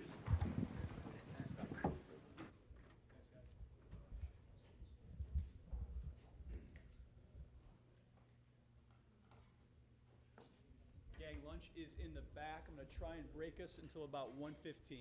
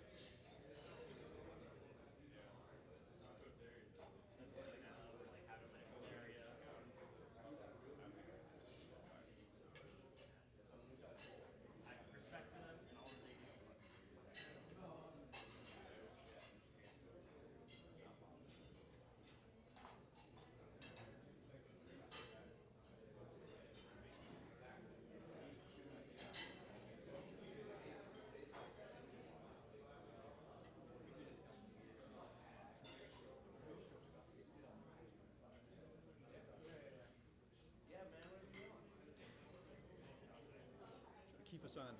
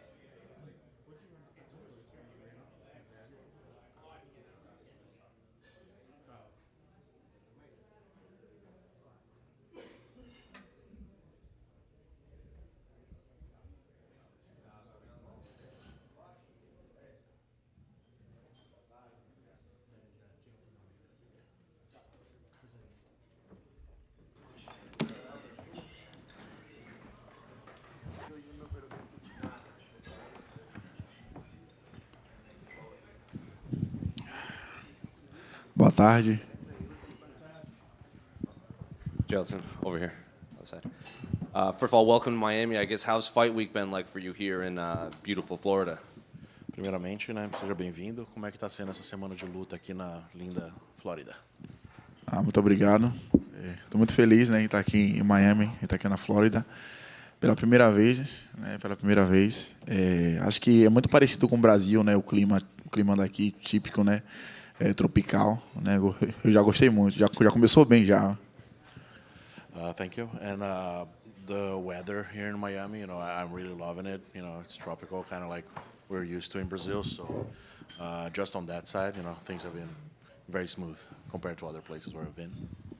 And a big name in Curtis Blaydes, a guy you were supposed to fight earlier. Now it's 3 rounds. So is this a fight that you wanted them to rebook, or when they approached you with Curtis again, were you hoping for a different name? Você vai ter agora a luta com Curtis, né, que já estava marcada anteriormente. Como que foi receber essa notícia de que eles estariam refazendo a luta? Você estava esperando vir uma luta diferente ou você estava querendo mesmo fazer essa? Rapaz, pelo fato de eu ter lutado contra Derek Lewis, né, que era um cara que já lutou pelo título inteirinho, né, um cara que é muito conhecido aqui no UFC, um cara que tem vários recordes no UFC. Eu achava que ia ter uma luta mais expressiva, né, mas o UFC quis cadar essa luta, né. Eu vi que eles queriam cadar essa luta, mas a gente está pronto para tudo, né? Pronto para tudo. Então, quem está na frente da gente, a gente está aqui para cumprir o trabalho. Yeah, after the win with Lewis, I thought maybe they could have wanted me to fight someone more expressive or something like that, but I guess the UFC was set on that idea of having the grapplers competing. But that's fine, you know, that's my job. I'm here to compete, and I have to go through him to go on to bigger things. Curtis was in here earlier, and he wasn't overly impressed with your striking, but he did obviously say you're an incredibly high-level grappler, but he thinks he's figured you out, like teep kick up the front, double leg against the fence for a takedown. He says you've not faced anyone that can sprawl like him in wrestling, so I'm curious, what are you expecting from him in there? O Curtis Blaydes estava aqui agora há pouco, né? Até a gente assistiu. Ele comentou que ele falou, né, sua trocação não tem nada demais, né, não viu nada fora do normal, mas que seu grappling realmente é muito bom, mas que você tem algumas coisas previsíveis no seu jogo, né, que a entrada em geral vem seguida do frontalzão, né, coloca a pessoa na grade e aí da grade consegue derrubar. O que você tem a dizer sobre isso e sobre o jogo dele? Ele falou uma coisa certa, né, eu sou um cara imprevisível, né, eu sou um cara imprevisível e reparei que todas as minhas lutas agora eu não estou mais dando double leg, eu não estou mais dando frontal, né?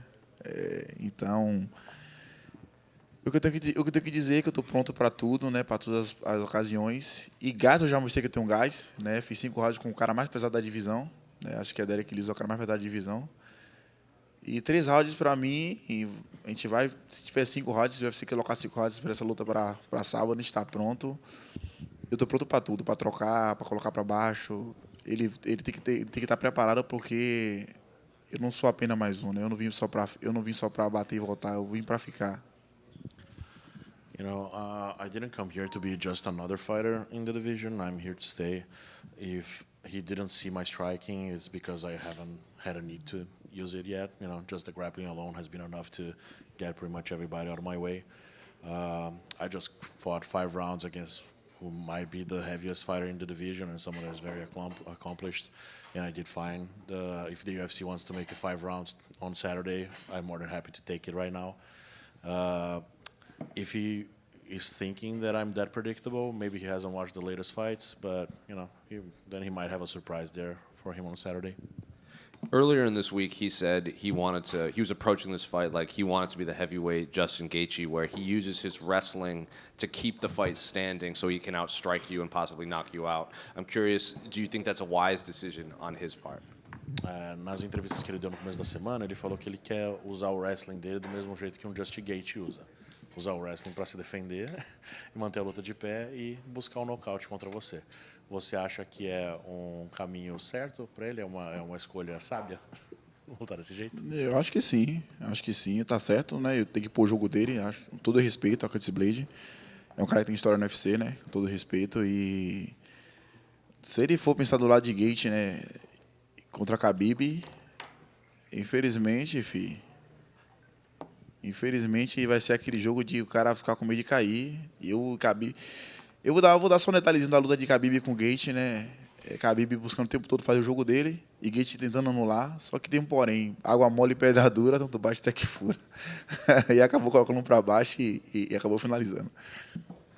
So it's an interesting thing that he's saying, like especially because if he's comparing himself to Gaethje and how he wants to use his wrestling, then I'll be Khabib for him. That's not a problem.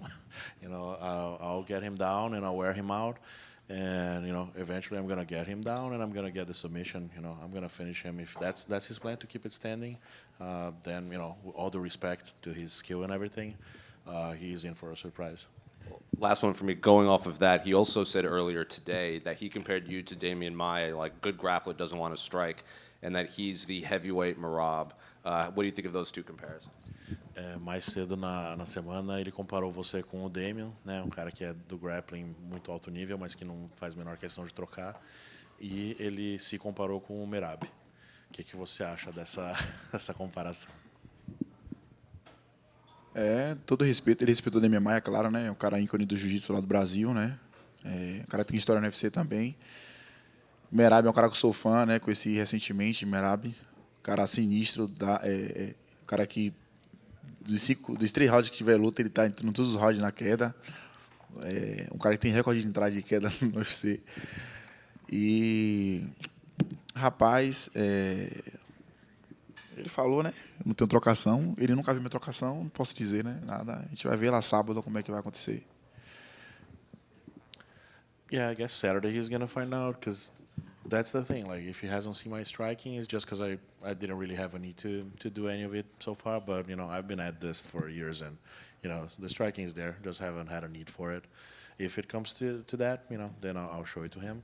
But you know, love Merab. Met him recently. You know, I think he probably has a record for takedown attempts or something like that, because he's relentless. He will be there on your face 3 rounds grinding, and that's what I plan on doing. So it's kind of weird that he did the other comparison first, and now he's doing this one. But you know, I guess we'll see on Saturday what happens. Jailton over here. You recently went pretty viral for a charity MMA match against a Down syndrome athlete. I was just curious if you could kind of give the backstory and ultimately why you decided to get involved there. Recentemente, né, viralizou o vídeo da ação beneficente que você fez com o menino, o atleta com síndrome de Down. Se você puder falar um pouquinho sobre como que aquilo aconteceu, né, o que desenrolou, como que acabou acontecendo essa situação? Na verdade, tem um evento lá em Salvador chamado Demo Fight, né? Vários amigos meus lá do Capão da Luta, parceiro de treinos, participam desse evento. E aí o dono do evento me convidou para eu poder fazer uma luta exibição, né, contra um menino especial. Eu acabei topando, na verdade eu não acabei topando pelo fato de eu estar no UFC e eu estar fazendo lutas assim fora do UFC, para não ser multado. Eu pedi autorização ao UFC, o UFC autorizou. Eu fiquei muito feliz, né, em estar fazendo essa luta e estar mostrando para o mundo que o espaço é para todos, né? O esporte é para todos, e eu fiquei muito feliz, né? Se tiver outra oportunidade lá em Salvador ou aqui mesmo nos Estados Unidos, de alguém poder me convidar para poder participar também, eu estou à disposição. Yeah, it was an event that a lot of my friends and teammates compete at, called Demo Fight. And this kid who, you know, he competes a lot in jiu-jitsu, like regular competitions, and he does fairly well. And I saw the opportunity, the promoter came with the idea, and I saw that it was a great opportunity to show that the sport is for everybody. You know, and hopefully we can do more and more and empower them as much as we can. If there's ever opportunity to do something like that here in the US or whatever, I'm more than up for it. You know, we got to show the world that, you know, fighting is for everybody, as much as it doesn't seem like it. You see examples of like this kid, and he's there and he's thriving, competing in jiu-jitsu and doing exhibition matches. Jailton over here, or you have another one? Okay, Jailton over here. So, do you feel as if you need to make a even bigger statement than you already usually go for, given the way the fight with Derek Lewis went? I know you got the result, but obviously it didn't really draw the reactions you wanted to, including Dana White saying it was kind of a fight to forget. Você acha que essa luta você precisa ter um resultado mais expressivo do que o normal por causa do resultado da última luta? Né? Por mais que você tenha dominado, muita gente criticou, até o Dana White fez um comentário sobre a luta. Você acha que isso coloca alguma pressão em você para realmente ter uma performance diferenciada dessa vez? Rapaz, pelo fato que eu quero chegar na disputa do cinturão, eu tenho que mostrar o melhor, né? Sábado. Então, pode esperar que eu vou dar um show, né? Eu vou dar um show e tenho certeza que eu vou voltar ao cenário das finalizações e dos nocautes aí. Né? Muita gente está esperando isso e isso vai voltar novamente. Honestly, the results and the comments from last fight don't really bother me or push me towards how I have to fight this time around. The big thing is I want to get to a title fight, and I need a result. I need a convincing end for this fight in order to get to that. So that's the big thing. You know, if I want to get to where I want to be, I need to have a convincing fight this time around, and that's what I'm going for, and that's what I'm going to get on Saturday for you guys. I'm going to put on a show. Last one for me. Obviously, I want to get your thoughts on a Tom Aspinall situation with being the interim champion, not quite being able to fight the undisputed champ just yet. So what are your thoughts on that? And do you see it as an opportunity for yourself to go out there and make a big statement Saturday and maybe potentially fight Tom in the meantime? Se puder comentar o campeão atual, mas não parece que isso vai sair tão cedo. Você vê isso como uma oportunidade, de repente, para você estar disputando com ele o interino e, de repente, realizar o interino para oficial, alguma coisa do tipo? A gente não sabe a situação como está, né? Se John Jones vai voltar, se não vai voltar, se vai lutar esse ano ainda. A situação de Tomás está um pouco delicada, né? Ele está procurando adversário, né? E eu acho que o UFC ainda não achou ninguém assim expressa para colocar para lutar. Né? Vai depender muito dessa luta de sábado também, como é que vai desenrolar. E também não sei também se o John vai largar o cinturão ou vai o do UFC vai colocar o cinturão linear em jogo, né? Vai que o John Jones não queira mais lutar também, tipo assim, não queira voltar, ou coloca ele de John Jones, né? Não sei. A gente não sabe como é que vai desenvolver agora a divisão, né? Mas é um cara que quer lutar, ele tá pedindo para lutar, então tentar aí fazer uma luta boa para chegar e pedir a lutar com o Aspinall. Yeah, that's the thing. Like, the situation has so many moving parts that, you know, need to line up for something to happen. Aspinall wants to fight. That's pretty clear. He has been asking for it, and he's young. He wants to keep active as much as possible, and I'm the same. Now, we don't know what's going on with John Jones, if he's going to come back, if he's going to fight Aspinall to, you know, make it the linear title, if he's going to try to fight Miyoshi to that linear title, and then they'll have to unify it. So it's a bit of a weird situation, but I'm here. I want to fight. You know, hopefully a decisive win on Saturday can put me in the proper conversation for one of those possibilities, and I'm more than ready and willing to fight any of those three. Two more. Just quickly, the UFC obviously announced they're going back to Rio in May for a pay-per-view, but they have no headliner yet. Are you hoping that, like, with a quick win, you could get a turnaround and fight and possibly headline that Rio card? O UFC anunciou agora, né, o card para o Rio, mas ainda não tem luta principal. Agora em maio, você acredita que uma vitória expressiva agora pode te colocar, de repente, no main event de maio lá no UFC, lá no Rio?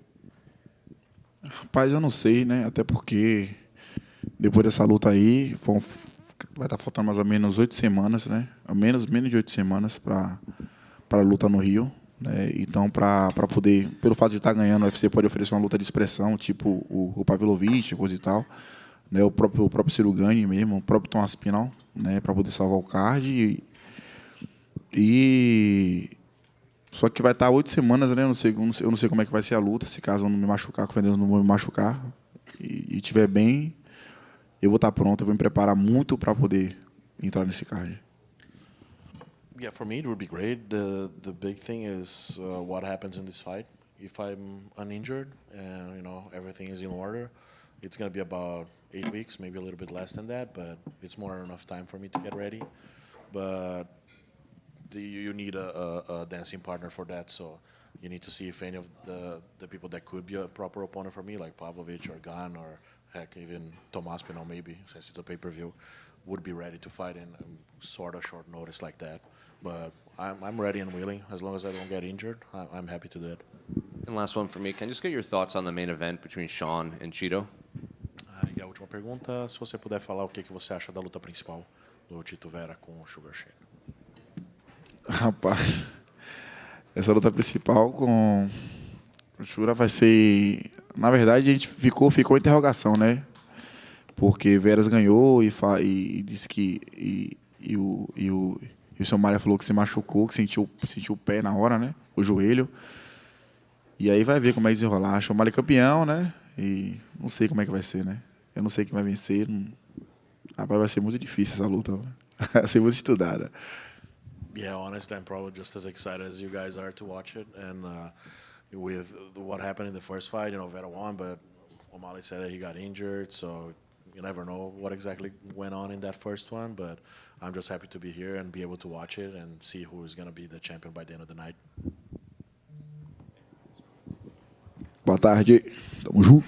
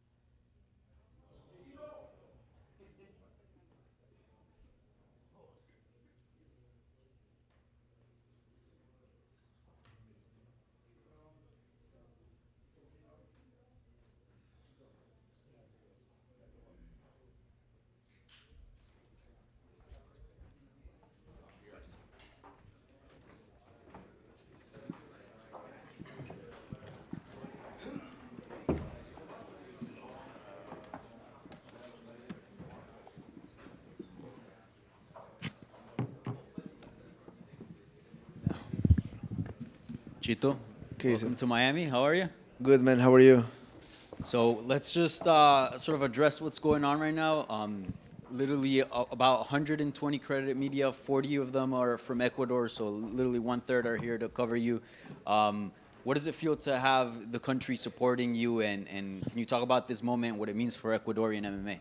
I mean, this is a huge moment for my career, and I know people in Ecuador realize how big this can be for history, for my career, and even for all the Ecuadorians to like celebrate something like could happen on Saturday night. So I prepare very well, and I'm excited about the support and the love I'm getting from the people.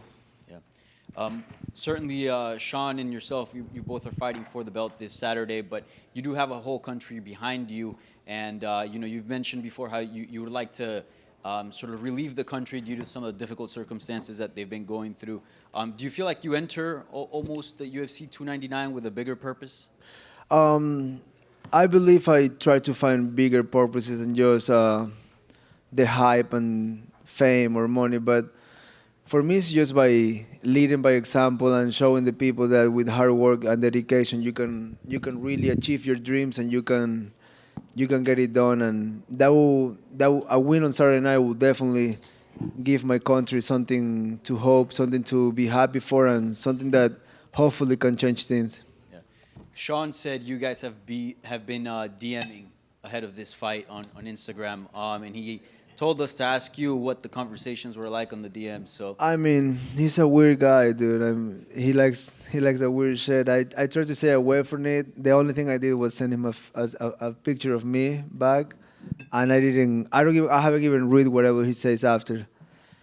I get it. I mean, one of his main tools is get on people's head, but good luck with that. But I mean, I'm gonna fuck you up, and I'm prepared for Saturday night. So he's trying to start things, and yesterday he asked me if I was ready to lose the fight. So they didn't catch my answer, which I would have loved the camera catch what I said back to him, but they only catch one side. But that's just one tool to the game, right? I'm ready for a fight. My mind is in the right place, and I'm gonna kick his ass.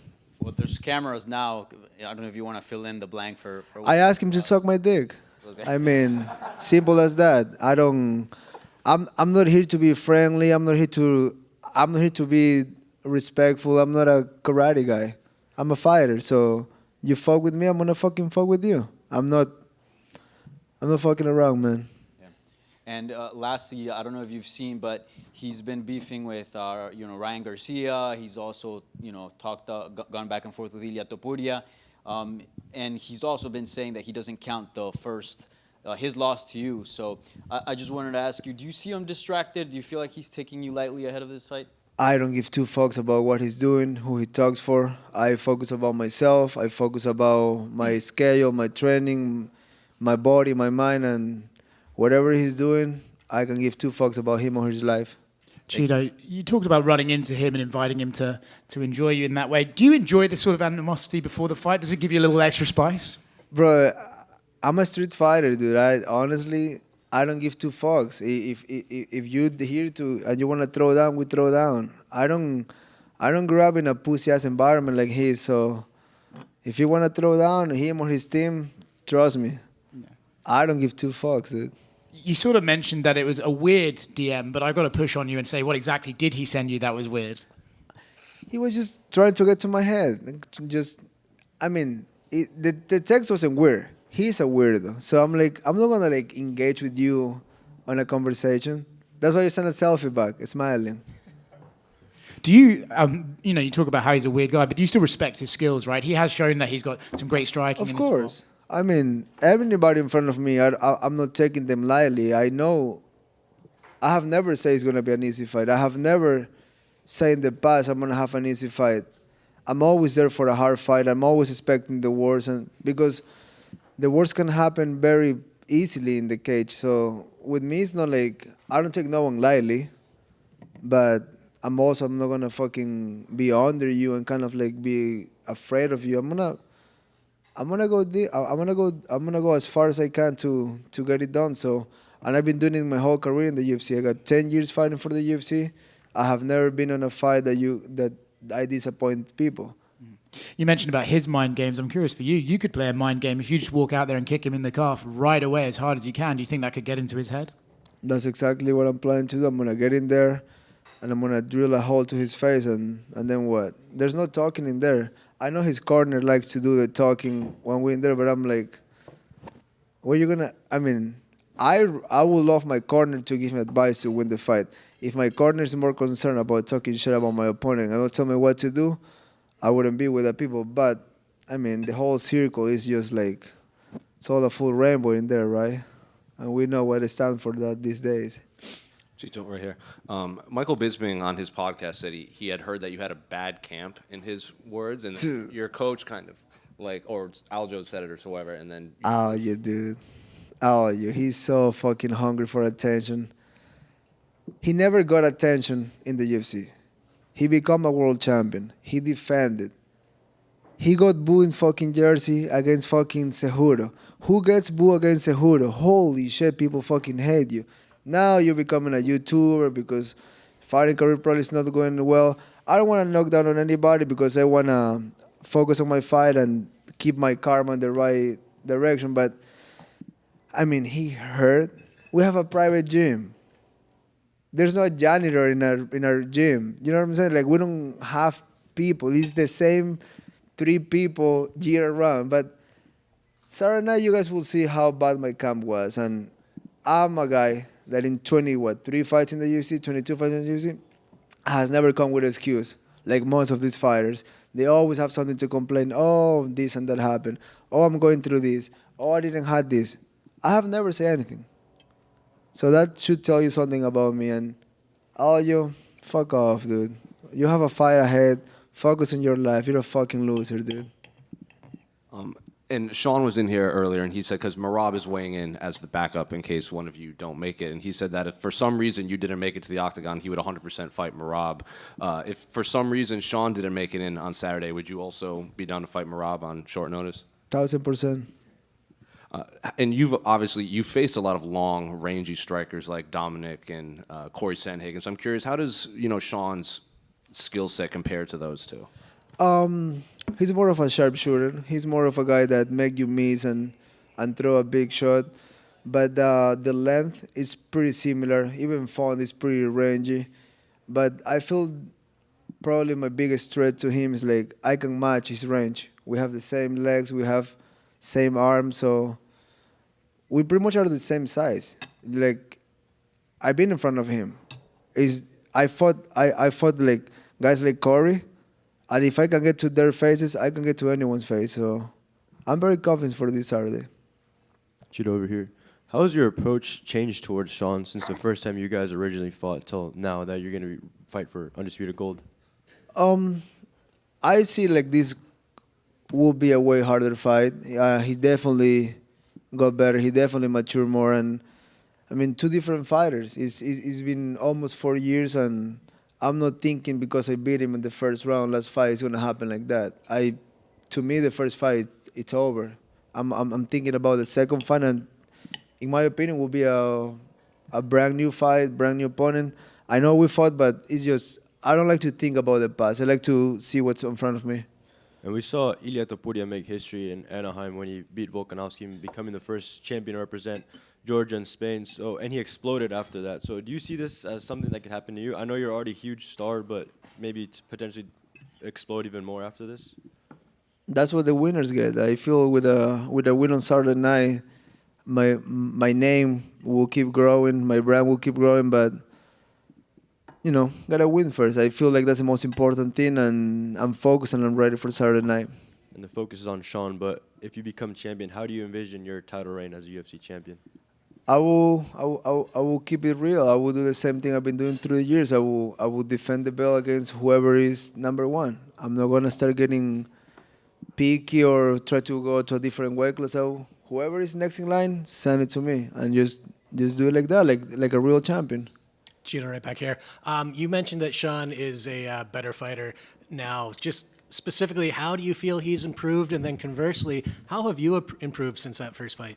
I would say on my side, I fought all the experienced guys. I fought all the former champions. I fought the long run. I had the hardest fight to get to this point in my career, and for a guy like him, he's very talented. I'm sure he keeps evolving and everywhere, grappling, punching, kicking. Like, there's just, if you don't evolve in this game, you're gonna stay behind. So I'm taking this as a big risk, but will bring a big reward. And then you talk about the long road getting here. Do you prefer having taken that road? Like at the end of the day, is it better to have done it this way? I don't know other way. I've been in this spot for my whole life. When I used to fight in South America, when I used to go to Peru, to Mexico, I never got like an easy fight. It was never like, okay, we're gonna build your record a little bit. I don't have an amateur record, so for me it was always getting into the fire and fight guys that I was supposed to lose pretty much my whole career, and that definitely gives me something, or make me find something inside me that most people won't find out because I went the long run. Thank you. Thank you. Chito, over here. When Sean was asked earlier about his prediction on the fight, he said he was putting you to sleep. What are your predictions for the fight on Saturday? Winning. Kicking his ass. Thank you, Chito. Thank Arrecho you. Ecuador. Arrecho. Over here, please. Over here. Over here. Hello, Chiro. I knew for a good source that the president of Ecuador, Daniel Noboa, is following your fight against Sean O'Malley. Is it possible that he will go to the Kaseya Center and sit next to the Dana White? It's very possible. It's a president of a country, so it will be easier to get him that type of seats. But I haven't talked to Daniel. Two, I gotta see if he's here first. Thank you, Chito. Thank you, guys.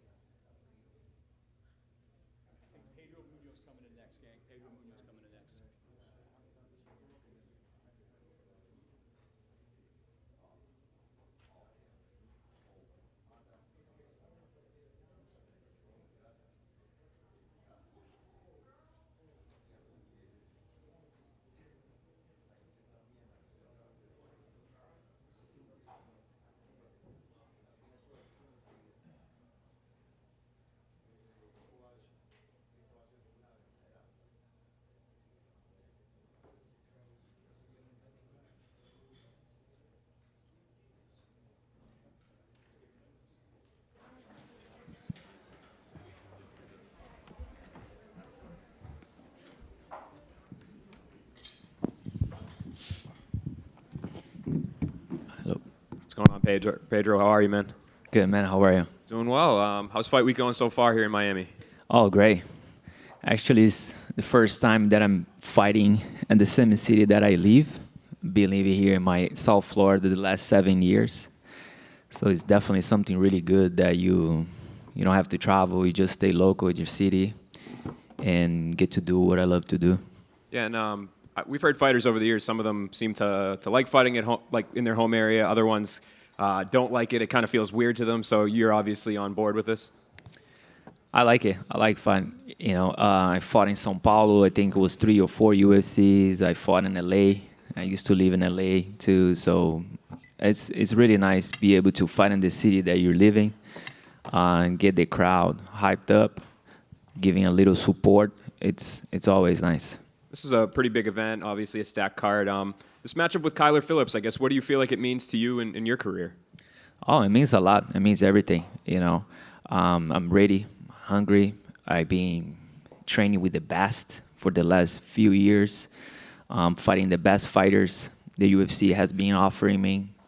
Never decline any fight. So my next challenge is Kyler Phillips, and I'll be ready to give him my all and take this victory Saturday night.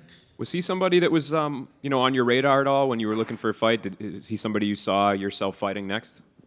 No, not really. I was just trying to improve myself, my skills. See, the last fight against Chito, I thought I did a pretty good job. First and second round. Third round, he kind of landed like more jabs and stuff like that for the fact he's a little longer, so able to go back and see all the mistakes and just get better. That was a really close fight. When you went back and watched it, did you feel like you had done enough to win? I think I did a really good job. I thought, and many people thought that I won the first and the second round. It was close, but I have a little more volume than Chito. But at the end of the day, that's the judges that call the fight, and so be it.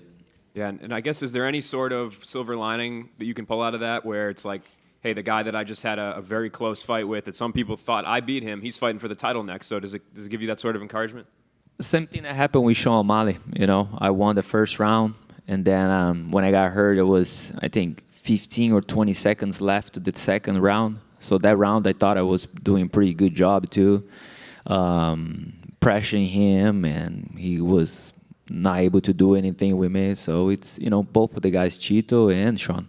Having fought them both, who are you taking in the main event? They're really good. They're both really good fighters. A little bit different technique. One's more skilled, the other one's more durable. That's gonna be a tough fight and a very interesting fight to watch. But I'm rooting for Chito. Over here, other side. At this point in your career, do you watch much tape on your opponents to prepare for them specifically, or have you seen so much that you kind of know what's coming from everyone? No, I do. My coaches, they're the ones that see more than I do, and we talk a lot about strategy, playing, and things like that. But me and myself, I like to watch some of the stuff, some of the clips, just to make sure nothing will surprise me and things like that. But my coaches, they're the one that do this job better. So when you're watching Kyler, does he present any issues that you haven't really faced before in the octagon? Not facing, like, nothing that I didn't face before. He's good, upcoming fighter. He likes to fight. That's a characteristic that I have in my style too. Every time I step in the octagon, it's, I step in there to fight. And I see some of that on him too, which made me excited and to be like a good fight Saturday night. And do you feel like sort of the forgotten man in the division when they're talking about, like, title opportunities and everything? Because if you look at the greatest bantamweights of all time, like, you've pretty much fought in all of them, including some of the guys that aren't even in the UFC anymore. So when people are like fantasy matchmaking this division, do you feel like they're kind of overlooking you a lot? I don't think so. I got a lot of good fights, a lot of big fights, and definitely. It's a lot of fighters out there. They are a couple fights that I was very close to be the next contender, kind of lose over decision. One's against Frankie, which thought I was a little bit too. And the other one, a few years ago against Aljamain Sterling, there was 2 fights that we knew there was like a title eliminator there. So no, I think that Sean Shelby, he's always pretty fair, and we talk, and you know, and I've been as a top 10 for the last 6-7 years. So it's, you know, that kind of fight that I get is always somebody between top 5, top 10. And yeah, man, so it's just part of my story in UFC. You know, I fought many former champions and guys that now is fighting for the title. But I see a lot of my skills too. It was a very close fight. So yeah, I'm just excited to keep growing and to keep proving to myself that I can be right there with the best fighters in the world. Over here, Pedro. Considering that Kyler is an up-and-coming fighter, as you yourself said, and that he's won 4 of his last 6 fights, including a win against Song Yadong, who's right now ranked number 7 in the bantamweight division. Kyler is younger and he has better reach, but you have much more experience. So what do you think will weigh more at the moment of the fight, his length and his age, or your experience and having fought most of the best fighters in the division? Yeah, there's definitely two good things that you say right now, you know, but I'm so used to it to fight guys like long, skinny, long reach. And him himself likes to come forward too, so I think it's gonna be a good opportunity. And my experience, like you said, is something that it's gonna weigh a little heavy in this fight. Obrigado.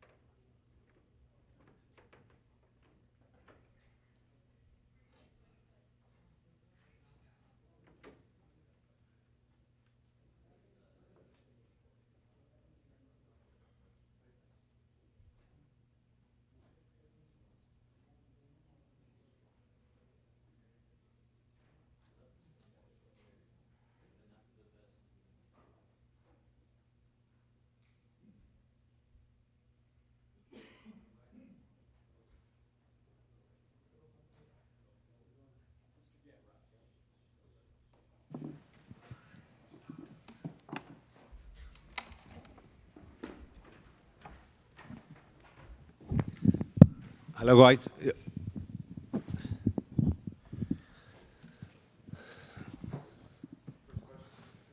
Right here. First of all, obviously you train here in Florida, so I guess what's it like, Ben, you know, having a fight so close to your home camp in ATT? Feeling great. First time I will fight like close to my gym. Yesterday I come here like 30 minutes and travel was done.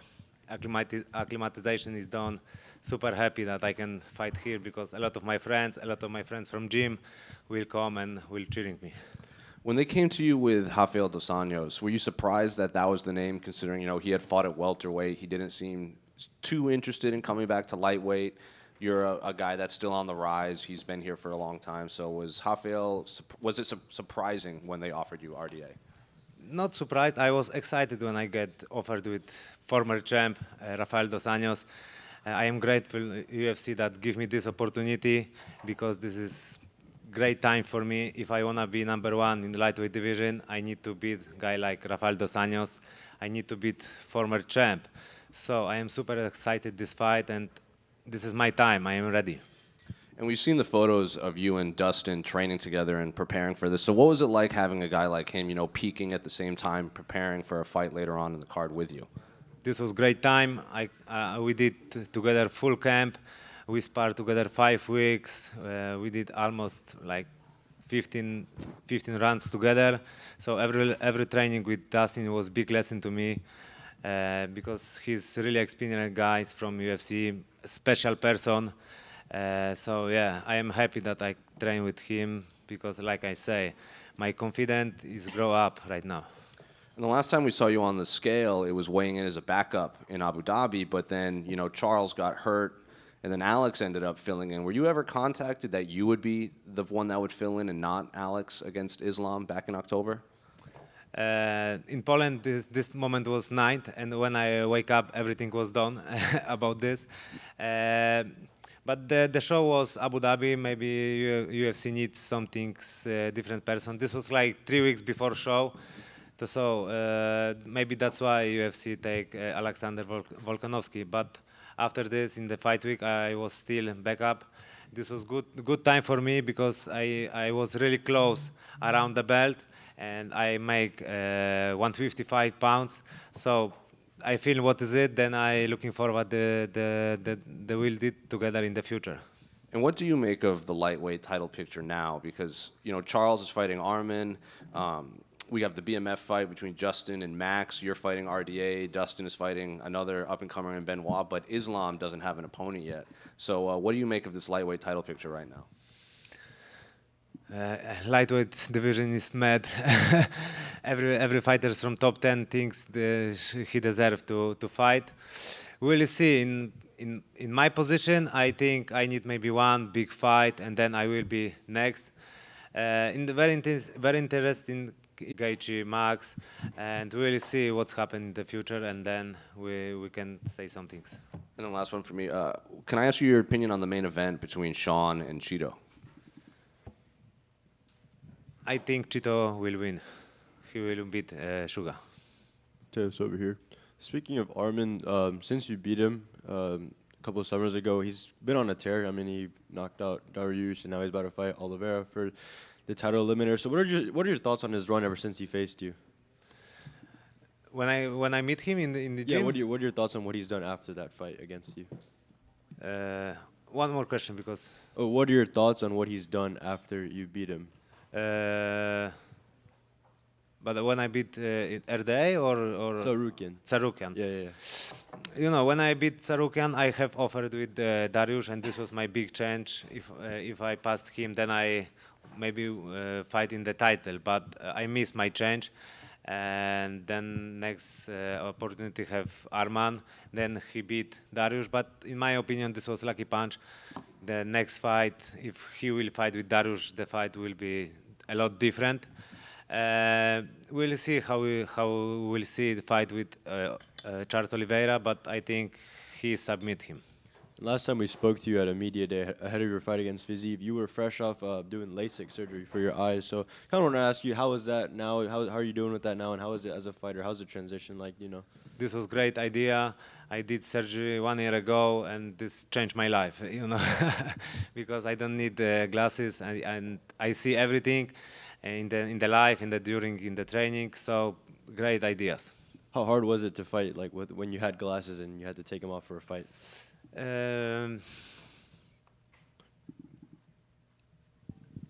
Not much better is right now, you know. I don't. When I have glasses, when I take out, so I didn't see good, very good. But right now, when I wake up or go to training, then I see like 100%. Josh right here. You know, we just kind of touched on it. The lightweight division is kind of wild right now. A lot of big fights coming up, the title eliminator. So does that motivate you to go out and try and make a statement this Saturday? Yeah, of course. Like my last fight with Fiziev was a bad situation, you know, because it was injury.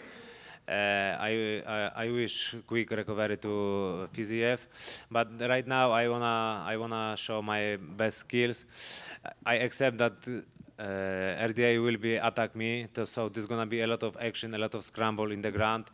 I think this fight can be similar like fight versus Tsarukyan, and I am happy that I can fight with like former champ, tough opponent, big test behind me, but I am ready. Like you said, RDA is a former champ, and there's been a lot of great lightweight champs, obviously BJ Penn, Frankie Edgar, Khabib, so on and so forth. I mean, where do you rank RDA as a champ in the division? right, I think he's good place, right? He's tough, right? Many years he's in the ranking. It's hard to say where he can be because like every fighter from top 10, top 15 is similar style, you know. Thank you. Does Joanna Jędrzejczyk, your teammate, come back? I know that she's been training at American Top Team. Do you think she comes out for retirement? I don't know. This is the decision to Joanna, but I don't think so.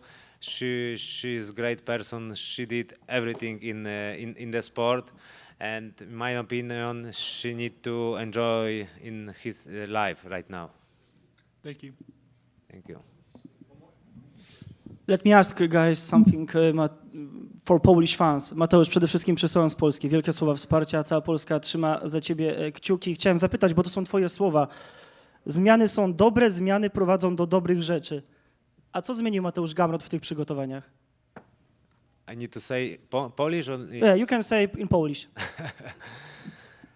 Dziękuję bardzo wszystkim fanom za wsparcie, że jesteście ze mną i wspieracie mnie w moich przygotowaniach. Bardzo mocno to odczuwam. Co zmieniłem? Zawsze bardzo ciężko trenuję, ale z każdym rokiem mam coraz większą świadomość i jestem bardziej doświadczonym zawodnikiem. Ten camp był naprawdę jeden z cięższych w moich przygotowaniach. Poprawiłem swoje błędy, mam coraz większą pewność siebie w stójce, mam bardziej stabilną pozycję, cięższe ciosy i jestem gotowy na każdą ewentualność z Dos Anjosem. To też twoje słowa. Nie wiem, czy ta walka nie będzie przełomowa. Co miałeś na myśli? Miałem na myśli bardziej ochocze wymiany w stójce, bardziej ochoczą walkę na nogach. Spodziewam się wszystkiego, że będzie dużo zapasów, będzie dużo parterów, ale też nie będę się bał wymieniać z nim ciosów w parterze. Tak jak starałem się powiedzieć po angielsku, dużą pewność siebie dała mi w sparingi z Dustinem Poirierem. Tak teraz myślę, że będę mógł to pokazać i tą walką chcę udowodnić, że liczę się w rozgrywce o pas mistrzowski. Ostatnie pytanie właśnie o Dustina. Według ciebie to może rzeczywiście być jego ostatnia walka w karierze? Wszystko w zależności jak się potoczy jego walka w sobotę w nocy. Ja przewiduję tutaj knockout na zawodniku z Francji. Decyzja należy do niego, więc nie chciałbym się tu wychylać z opinią. Bardzo dziękuję jeszcze raz na koniec. Od wszystkich kibiców w Polsce. Wszystkiego dobrego. Powodzenia. Bardzo dziękuję.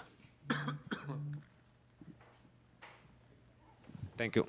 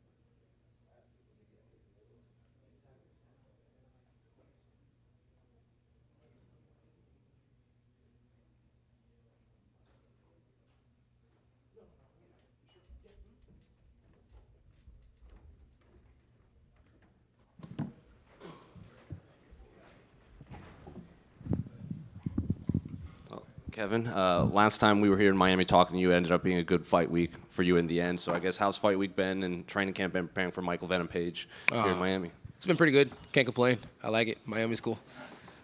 Obviously, the last time you prepared for a high-level karate stylistic fighter was Wonder Boy. Didn't end up going your way. Did you kind of take anything from that camp that you could bring into this camp to prepare for MVP? The camp was good. The camp was solid. I didn't have Suge there, so that was a little different. I have Suge at this one. He's a juggernaut. It's always nice to have him there. I probably took more away from the fight than the camp. Just don't break your hand. MVP was in here earlier, and he said that your name wasn't one that he thought they would offer you, but when they did, you know, he could feel the fans were very excited for this fight. And I'm curious, do you feel that from the fans too, considering how popular MVP was before he came to the UFC, and the fact that he's matched up with a high-level striker like yourself? Nah, the fans are pretty happy. You know, I tend to read the comments. They'd have been a little bit more happy with a Wonder Boy fight, which makes a lot of sense, you know, to super experienced traditional martial artists with good backgrounds in that traditional martial artists going at it. But they got me, and I think as long as I'm option B, I'm always a good option B for these guys, and that works for me. Well, I was going to bring that up because, you know, he said it's basically just, you know, he has a Kung Fu background too, and he's looking forward to, like, you know, 2 Kung Fu fighters being in the octagon there. So is that how you're viewing it too? Yeah, everybody's Kung Fu fighting. I think I said that a while back, though. He said that, considering, you know, you're known to talk in the octagon, he's also known to talk when he was fighting in Bellator, and he said it would be the first in-cage podcast in there when you guys are both talking to each other while you're fighting. So I guess what's your reaction to that? Yeah, you know, typical big mouth, you know. I always have a casual conversation because that's how you rule the nation, but, you know, we'll see how much talking we do. And I am curious, how much did you know about MVP before he signs? Because a lot of fighters, they never... Like before your fight with Michael Chiesa, he even said, like, "Oh, I would love to welcome MVP to the UFC." Were you a fan of his before he signed? Yeah, I was a fan of his before he signed, you know. But if I'm a fan of somebody, I don't want to welcome anywhere. You know what I mean? It's like, unless it's to my house, eat some barbecue or something like that. That sounds pretty good. Yeah, I don't know. Yeah, I watched him before. Yeah, I'm a fan of his work. Yeah, and this last one for me. Can I get your thoughts on the main event between Chito and Sean? Yeah, it's gonna be a really good fight. It's gonna be an amazing fight. Chito has a really cool coach. Sugar has a really cool coach. Sugar's a really cool guy. Chito's a really cool guy. May the best man win. But still a Sugar show. You know, are you surprised to see him making the jump over to the UFC at 36? Because it's something that he's been talking about for quite a few years, but he is doing it relatively late in his career. Yeah, he's definitely doing it later in his career, but, you know, hey, Wonder Boy was old when I fought him and still an experienced vet with plenty of moves up his sleeve. So, you know, maybe the same's here. We'll find out. And then how much extra motivation is it just to play spoiler to that, you know, supposed big debut? No motivation whatsoever. I've been gone for a while, so just happy to get back in here. And last one, I asked him about this as well, but initially when this fight kind of broke, it was on the board when Dana was interviewed with the Nelk Boys or something on a board. Was that a date that was ever offered to you, or? The original date was like way back in what, January? Yeah. Yeah, you know that was offered to me. You know, I'm a rather sooner than later guy, and it seems like I'm fighting a little bit later than sooner on this one. And you know, like I kind of put online one day, it's a free body. You know, it doesn't really move you anywhere in the rankings, doesn't really do anything, doesn't give you a bonus or anything like that. It's just a free body. And if you know me, I kind of like free bodies. Kevin, right here to your right. You fought Stephen Thompson, so obviously you're familiar with the kind of karate style, but MVP kind of does those weird things where, you know, he's dancing, he's putting his hands down. I guess kind of what do you make of that, and was there anything different in preparation you had to do to prepare for something like that? Nah, you kind of don't really ever change up anything in preparation when you're fighting a guy like that. You can bring in some karate guys. They're never really going to mimic exactly what you want. I did hit at Raymond Daniels, and shout out to him because he was like, you know, him and MVP go back, and he wasn't going to cross that line. So props to him. One hell of a martial artist. No real big changes. Same old same. If my right hand lands, it lands. If my left hand lands, it lands. In Miami, when my left hand lands, it lands nice and it lands nasty. And then I still have some other tricks that I can pull out too. When he does those things, do you feel like it's more of a distraction? Is it more of a mental thing, kind of to distract his opponent, or do you feel like there is some actual like technique involved in setting up his? Yeah, he's been fighting like that for a long time. And usually when he does it, he usually slaps somebody right across the cheeks. So hopefully when he does it, I slap him first. Coming over here. I don't know if you've made it clear about your stance on the belt, but I am curious. On your Instagram, it says, "I'll be king before I'm done." So what are you referring towards in that sentence? You know what? When I wrote that, I was probably selling like, oh, never mind. Let's switch it. Okay, I'll switch it to a bit of a more fun one. You mentioned Kung Fu fighting. Kung Fu Panda 4 drops while you're here. Are you going to make time for that one? No. I'll probably wait until I get home, watch it with the kids. Awesome. And one last one. Your good friend Jamal Hill, he's headlining UFC 300 Yeah. next pay-per-view. So what was your reaction when you saw that he was going to headline against Alex Pereira? Oh, man. Yeah, it's, you know, anytime you fight Alex Pereira, I'm like, oh, shit. So instantly called him, was like, bro, right off the surgery. That's fucking wild. He's like, yeah. I'm like, man, my kind of guy. Let's go get it. Do your thing, brother. You guys go out there and have fun. So props to Jamal Hill. He's going to go out there and hopefully grab another world title, and I think that'd be fucking amazing because I don't think he got a chance to show you guys what he could really do last time when he grabbed that belt. So it'd be great to see him go on a run. I have one more, but ever since you've made your way into the UFC, you've kind of become a fan favorite in every single place you go to. Every arena, it seems like you get a good roar. So what do you make of that? Is that something you even care about? I mean, the fans appreciate it. Oh, yeah, of course. I definitely care about that. It's better be loved than hated, right? And they say you collect more bees with honey or something like that than vinegar. So, yeah, it's always great to have people to like you, and it's always great to be loved. You know, nobody wants to be hated and stuff like that. So, yeah, I think it's freaking amazing to be able to go places and to put smiles on faces instead of frowns on faces. So hopefully Saturday night we put the biggest smile of them all. Kevin, one more right here. Usually when fighters face someone with a big following internationally, their fellow countrymen will kind of, go after the opponent. So I'm curious, has the UK fans been kind to you at all leading into this fight? Because they can be pretty vocal when you're fighting their favorite fighters. Yeah, you know what? When I was fighting some of these other guys from different places, they tend to come pretty hard. But kind of like my man over here said, I've kind of got a good relationship with everybody. And, they've been pretty nice. And I think they know this boy's been living in Texas for a long time, and he shouldn't have a problem with catching a snake. Appreciate you guys.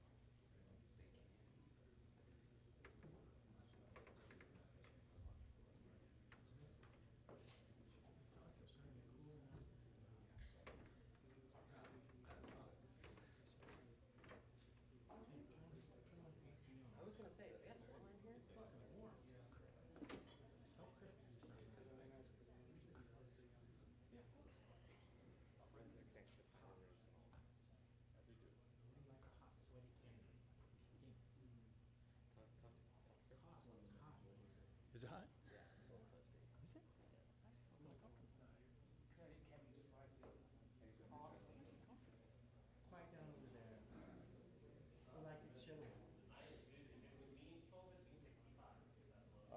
Caitlin's coming in next. Caitlin coming in next. That's acceptable. That's what I wanted to know.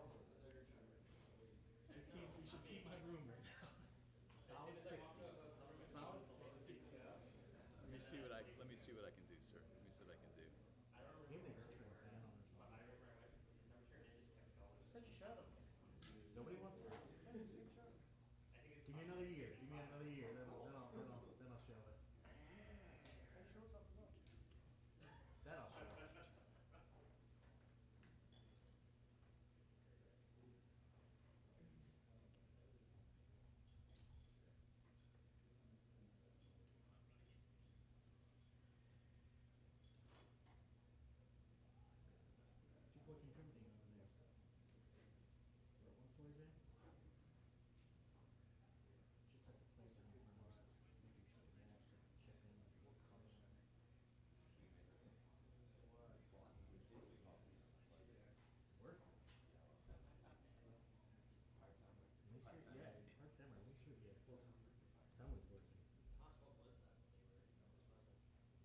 I don't know, it was some kind of drilling upstairs.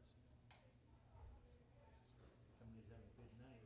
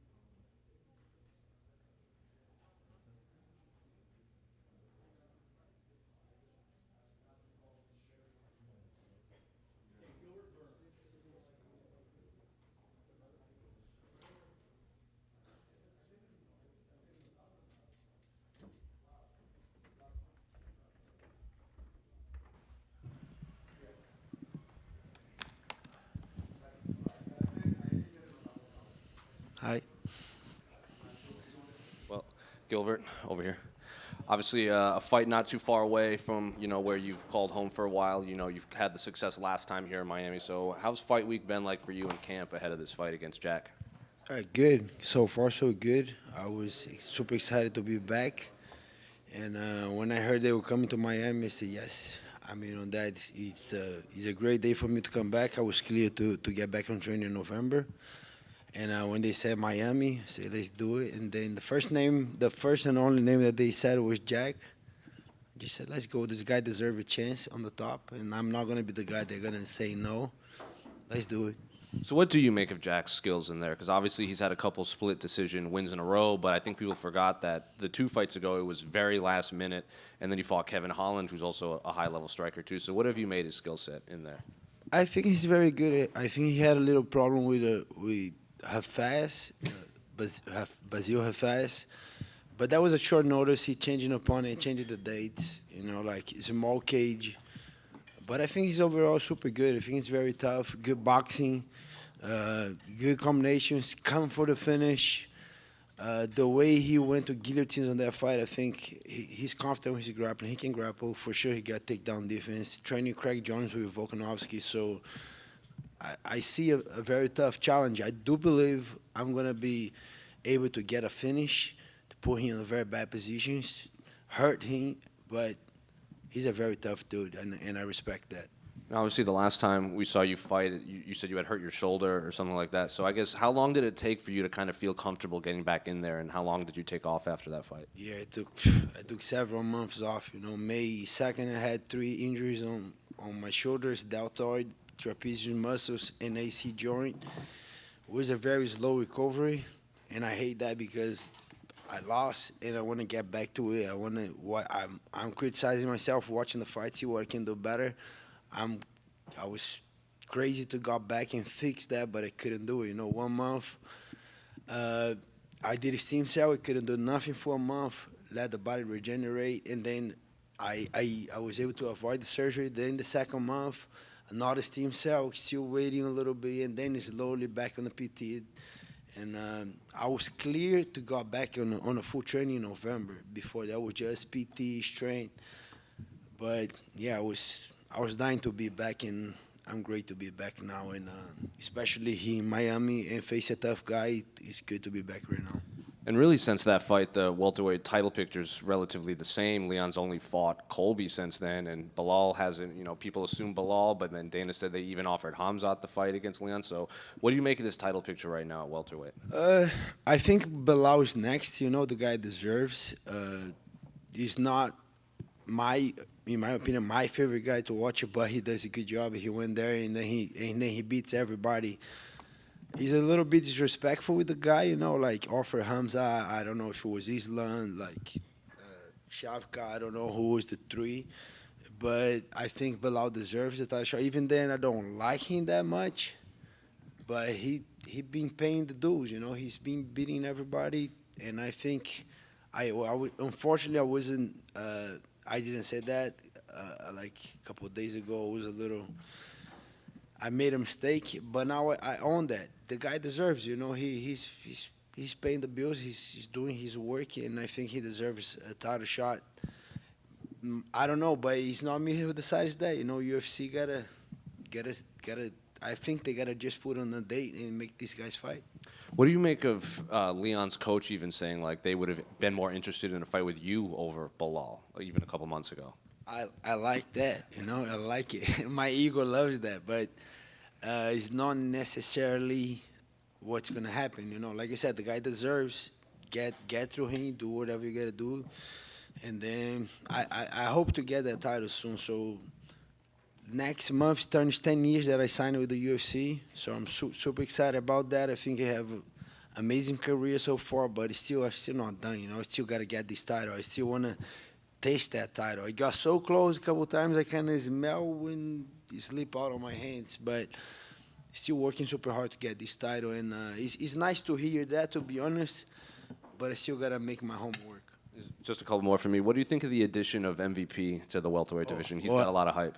I like it a lot. The guy is super entertaining. I think he's going to be a crazy interesting. He's thinking a couple stuff. I like it. You know, he's gonna be another showman of the division. He's gonna go crazy. I think he's gonna talk. He's gonna punch and look to the other side. So it's gonna be fun. It's gonna be exciting. Tough fight. Kevin Holland's a tough dude, but I think if MVP gets the win, he's gonna shake up the division. I like it. You know, I like when it's more attention on the division. Can I ask your thoughts on the main event between Sean and Chito? Yeah, tough fight, but I see Sean O'Malley the fastest guy. You know, he's gonna be so fast out there. If you gotta do that for 5 rounds, I think this time he'll be able to do. He called for this shot. You know, he called it. I think he knows something that we don't know. You know, and super precise, super fast. I like Chito a lot too. I think it's gonna be a bang, but I can see Sean O'Malley getting the win. Gilbert over here. Last time when you fought here in Miami, you were welcomed by the fans with boos due to fighting Jorge Masvidal, a fan favorite. But do you think that'll flip around this time now that you're fighting Jack Della Maddalena and you're the home guy?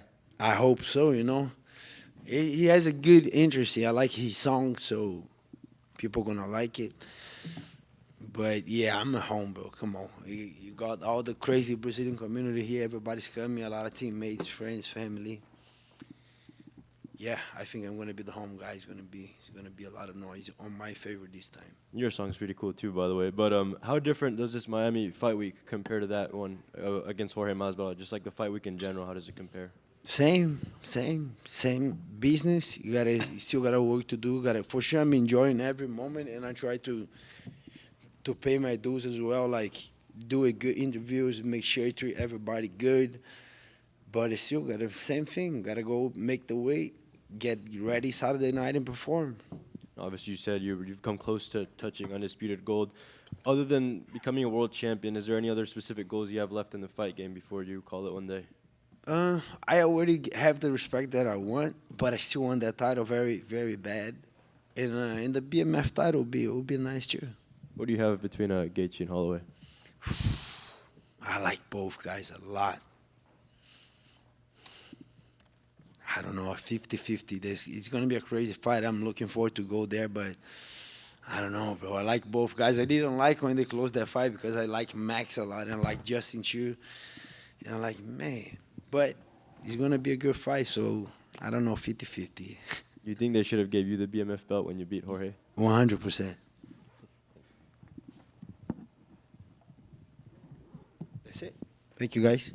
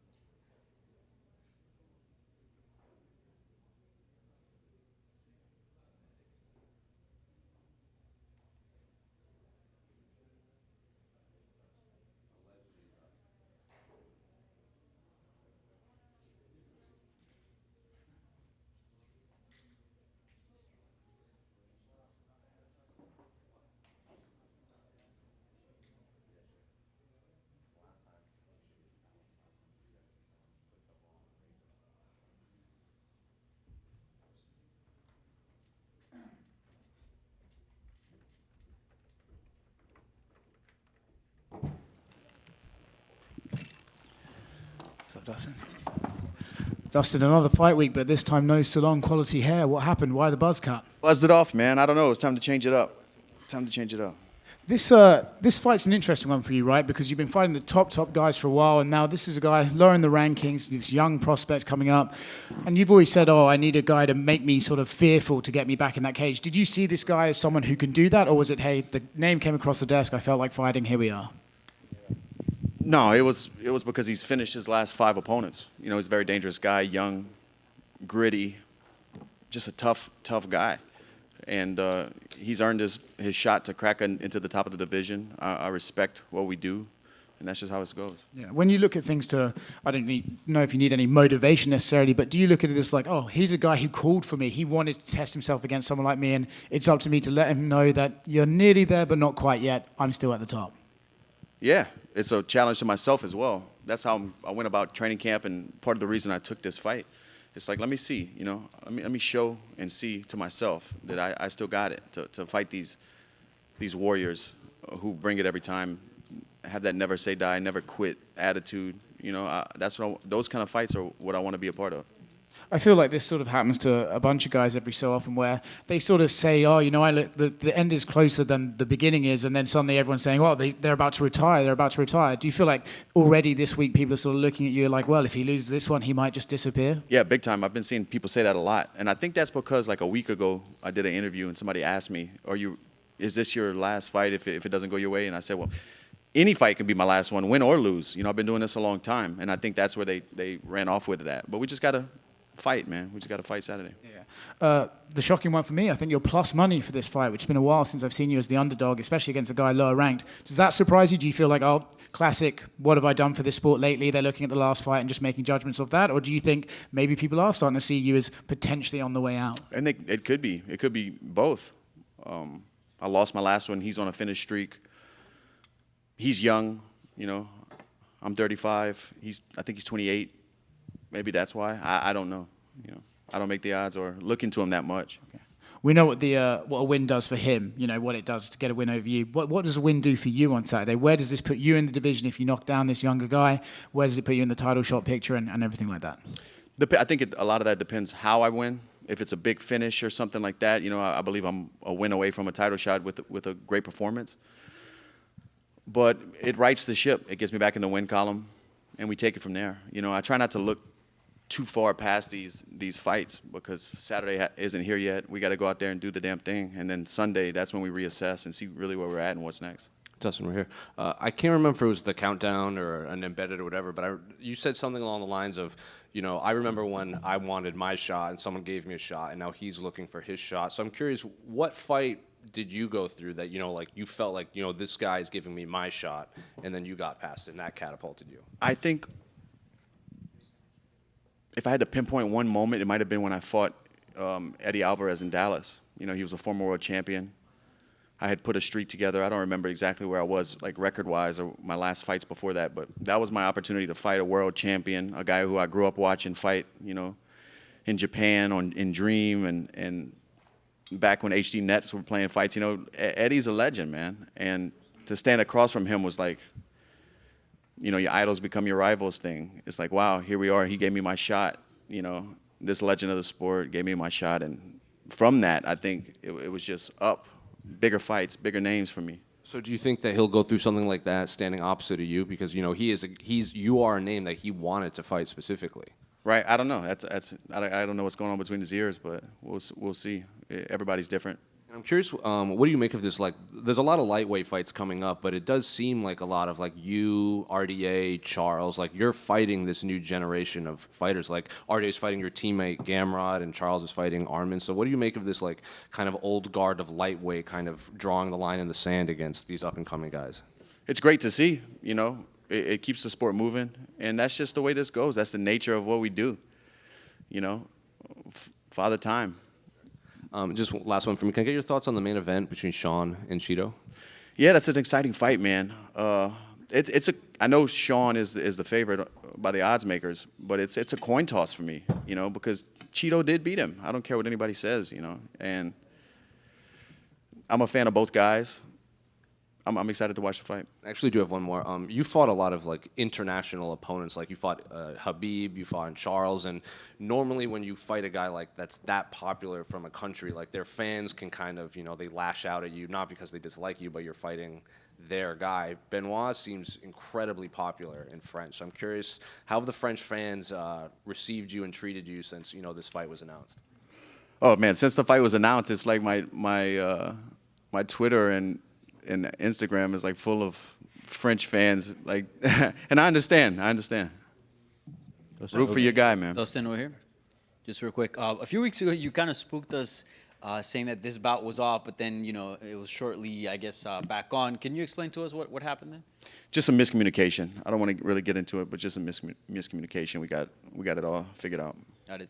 And you mentioned if you get a big win on Saturday, you're probably one more fight away from fighting for the belt. But aside from the belt, is there any sort of side quests or any things that you like to cross off from your bucket list MMA before it's all said and done? Side missions? Yep. No, the Undisputed World Championship is like the last thing I really want to do in this sport. You know, I feel like I've done a lot. You know, not being boastful or anything, but I've been fighting a long time. This is my 30th fight in the UFC.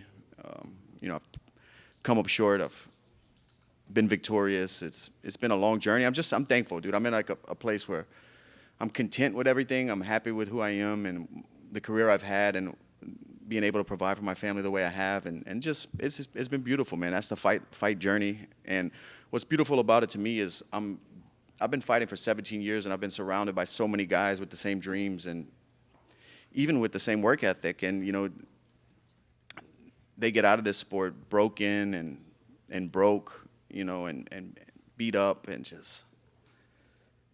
I'm just thankful, man. Yeah, for sure. And as you mentioned, like this sport is tough, and in many ways, you know, you're a winner. You've stuck around for a long time, been at the highest level, made good money.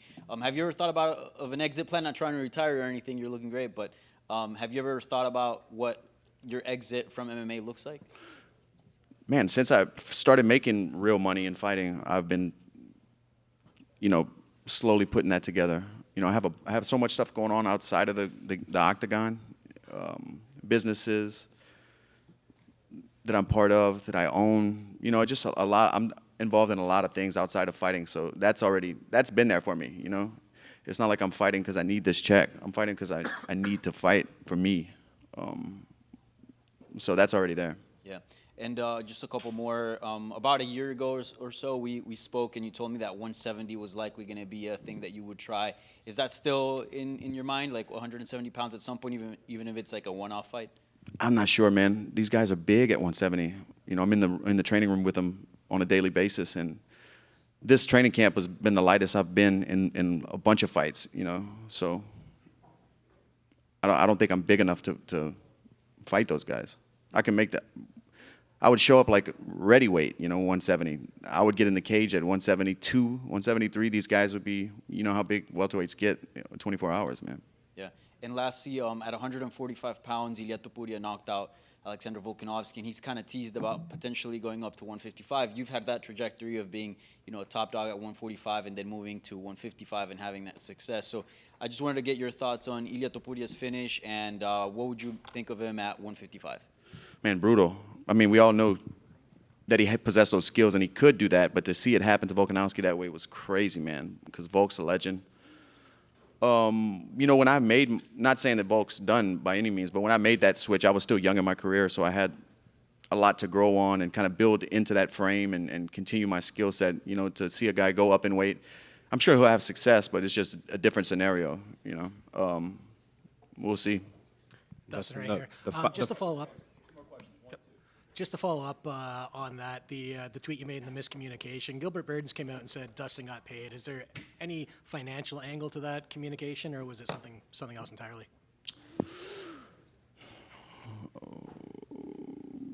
It was just misunderstanding, man. Fair enough. And yeah, we don't need to be watching pockets, you know. The extra 2 rounds, is that something that you're a fan of? Is that something you I asked for it. More of? Yeah, I asked for it. I think the better fighter wins, you know, in the long run. Somebody gets caught early, that can happen to either guy. You know, dry, even submission or knockout early can happen. But usually, if 2 men fight for 25 minutes, the better fighter wins. And I believe I'm the better fighter. And last one very quickly. Gagey, Holloway, BMF title. Obviously, you've got experience with both. What's your pick? Fought them both twice, man. I know we can't bet, but just judging off the odds, if Max is the dog, you gotta go with Max because of course he can get it done. That's another coin toss to me, but I think Max's length, his rhythm and striking will give Gaethje some problems. And people think Max is small. Max isn't a small guy. Thank you. Dustin over here. A lot of the outside noise about you before was, hey, Dustin doesn't fight those lower ranked guys, and now here we are you're about to do so. So is there anything else you want to prove on Saturday night, or is that just all outside noise that you kind of just mute out? That's all outside noise. I fight everybody. I fight whoever. Just the last stretch of my career has been big fights, big opportunities. What does it make sense to go back down the line and whenever I have these huge opportunities in front of me? Obviously losing this fight, the division kind of being tied up the way it is, it makes sense. Like I said, I respect what we do. I honor this, man. That's just part of the process, fighting guys like this. And I've done it before. I went from a title fight to fighting Dan Hooker 5 rounds, who was on a streak, who had just main evented in his home. I've done it before. That's just the way the game goes. And how does this home fight week feel to you? I know you're not too far from here, and also you're sharing the card with Gamrot, someone you've been training with a lot. So how does that all feel going into Yeah, me and Gamrot were like main training partners this training camp. It just worked out because he does a lot of his work southpaw. He's fighting a southpaw, so it was perfect timing, bro. We pushed each other and had some great sessions. It's awesome. This is the first time in a long time that I drive to the fight. I drove an hour from Coconut Creek to Miami. It's great not hopping on planes and being in familiar territory, seeing my coaches, seeing Gamrot here, Pedro Munhoz, guys I see in the gym every day. It's awesome. I feel good. And last one, really quick. I know you probably get asked about this a lot, but Conor's state right now, Conor McGregor, do you think we'll see him fight again given the situation he's around in, or is that just... Bro, who knows? Who knows? I'm a fan of the sport, so anytime that guy fights, I'm watching. But your guess is as good as mine. Who knows if he ever comes back? Yeah, Dustin, just can you quickly go through the process of when you're about to go in a war? Because Benoit said that 3 hours before the fight, he goes beast mode. Nothing exists except on the fight. What's your mental process when you know you're going to have a war in a few hours or minutes? I don't have a routine or anything that I do. I just kind of chill out. My wife gets here tomorrow. Keep it familiar the way I've been doing it this whole time, If the sun's out, I might go out by the water. Just relax. I take it easy. Thank you. Thank you, guys. It's going down.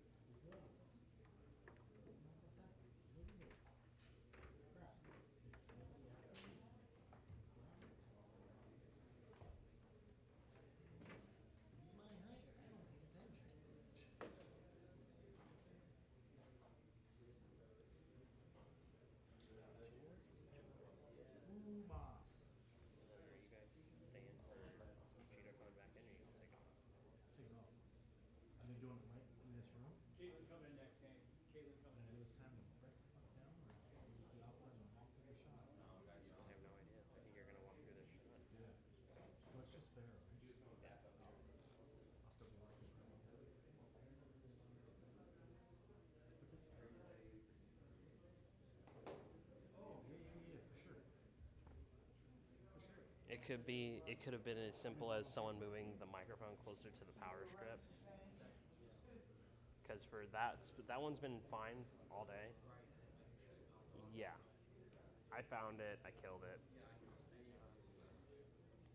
For when Vera comes back in, I'm probably gonna light everybody up because most people that are gonna ask questions are gonna be in the back. so there might be some kind of buzz back, but it's the last one, and it's in Spanish, so. No, it was on every feed, but I found it real quick and I killed it. I was like, when it went away. It was kind of deep in there too. Like I had to like really like boost it up to hear it and single it out. Yeah.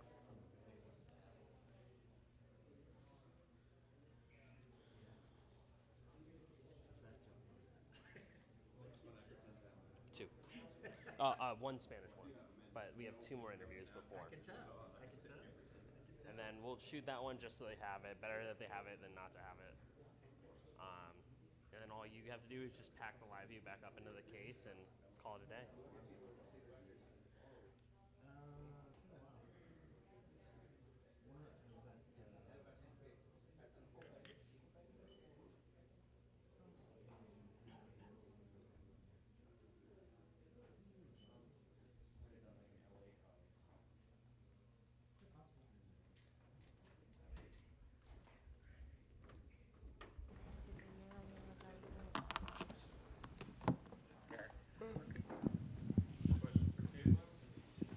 Katlyn, how's fight week going so far? Really good. I'm happy to be here in Miami, where it's a little bit warmer than New York. Yeah, everything's good. I just want to ask off the top, you're being billed with a different last name, but you were married, was it a few years ago you guys got married, or was it, yeah? Yeah, I've been married for like about 5 years, and I changed my name right away, but I never, legally it was Sermonara, and I just never changed it for the UFC. One, because I have like so many Armenian fans, and they've always been like so supportive, so I always kind of felt like bad taking away my Armenian name because of that. And I just thought it was less confusing, but it ended up being like more confusing because all my legal stuff is Sermonara, and you know, I didn't want anyone to think I was like an extreme feminist or something, not changing my name. So I was like, no, I'm Sermonara. That's who I am legally and everything. So I wanted to keep it that. Yeah, so technically the same last name, but different last name to the fans, but I'm sure the goal kind of remains the same for you on Saturday. Macy Barber is the task. I guess, how'd you prepare for this one, and I guess what do you kind of expect out of her? Yeah, I'm really excited for this fight. I've known about it for a long time. Originally it was supposed to be like December, and then it got kind of pushed back a little bit. I think she had some injuries.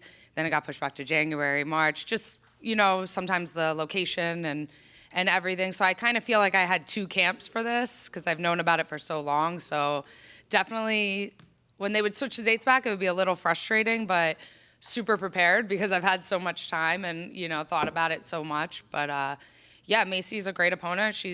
A lot of people know her and are excited to see her fight. She comes forward, she's aggressive, and she's definitely game. So I think our styles together is going to be for a really good fight. Yeah, what do you make of her recent stretch of success, right? Because she kind of came in, she had a lot of hype, she had some ups and downs, and now she seems like she's really found her stride. So do you feel like with where things stand right now, she's one of the better fighters in this division?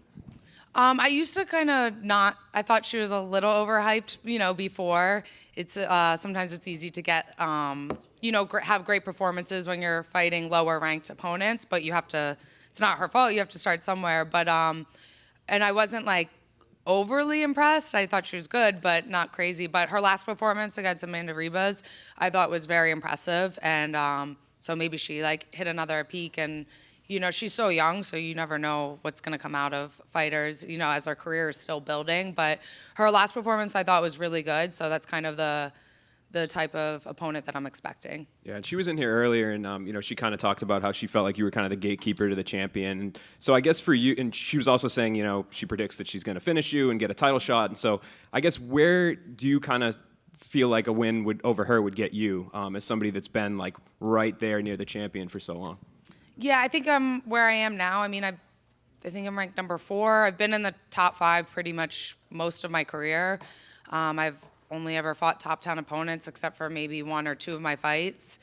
Yeah, so I don't know many fighters, guy or girl, that's been in the top 5 for 6 years. But I think that I'm always kind of 1 or 2 good fights away from a title shot. So maybe if I get a good win here and then 1 more, then the conversation could come up a bit. There's just so many new faces in the division, which is awesome. It's really exciting. And yeah, just it depends how matchups happen, injuries and, you know, rematches and everything. So we'll see. But I think, you know, if I had 2 good wins, I could be in the conversation for that again. Is it kind of interesting because, I mean, Erin Blanchfield and you are pretty close, right? So is it, I guess, what have you made of her success? And is it awkward at all to have somebody that you're... Teams, but we've sparred together over the years. You know, I kind of always knew, like, she was younger, so I just always knew it was like a matter of time till she would be, you know, in the UFC and definitely top. I think she's really good. So, no, it's not awkward. Luckily, I've trained with so many guys in the UFC, like guys that were like really close and were full-time training partners, and then watching them get to the top. You know, I saw like Frankie and Marlon, and I've seen that, and it's so many things have to happen for people, but yeah. I know you could say no to fights. Yeah. You just kind of accepted them as they came. Is that still the mindset at this point in your career, or are you looking for like these fights that will kind of strategically get you to the title? Yeah, I think being number 4, like any fight kind of puts you, you know, any fight you're kind of going to get is going to put you, a good performance is going to put you up there. So, yeah, I mean, just any fight they give me. It's, like I said, if you're in the top 5, every fight's really meaningful towards, like, getting a title shot. And I think I saw on your Instagram you did some training in Denver, too, with Tisha and Raquel. So what was that like, training with the champion? Yeah, that was really good. I was there the week before Raquel's fight, so I only got to train with her a little bit. But I haven't fought in a year and a half, so I just kind of wanted to. I don't train with a lot of girls, especially like high-level girls. So I kind of wanted just to go out there. I knew there was a bunch of girls there, and just kind of, you know, use it like where I go into their gyms. They have coaches. I had no one with me. And I'm going not knowing what to expect and sparring and getting different looks from different high-level girls, kind of treating it almost like a scrimmage, you know, just because I hadn't fought in so long. So it was amazing there. I loved everyone I trained with. I trained a lot with Miranda Maverick, Rose Namajunas, Raquel, and Tisha were there.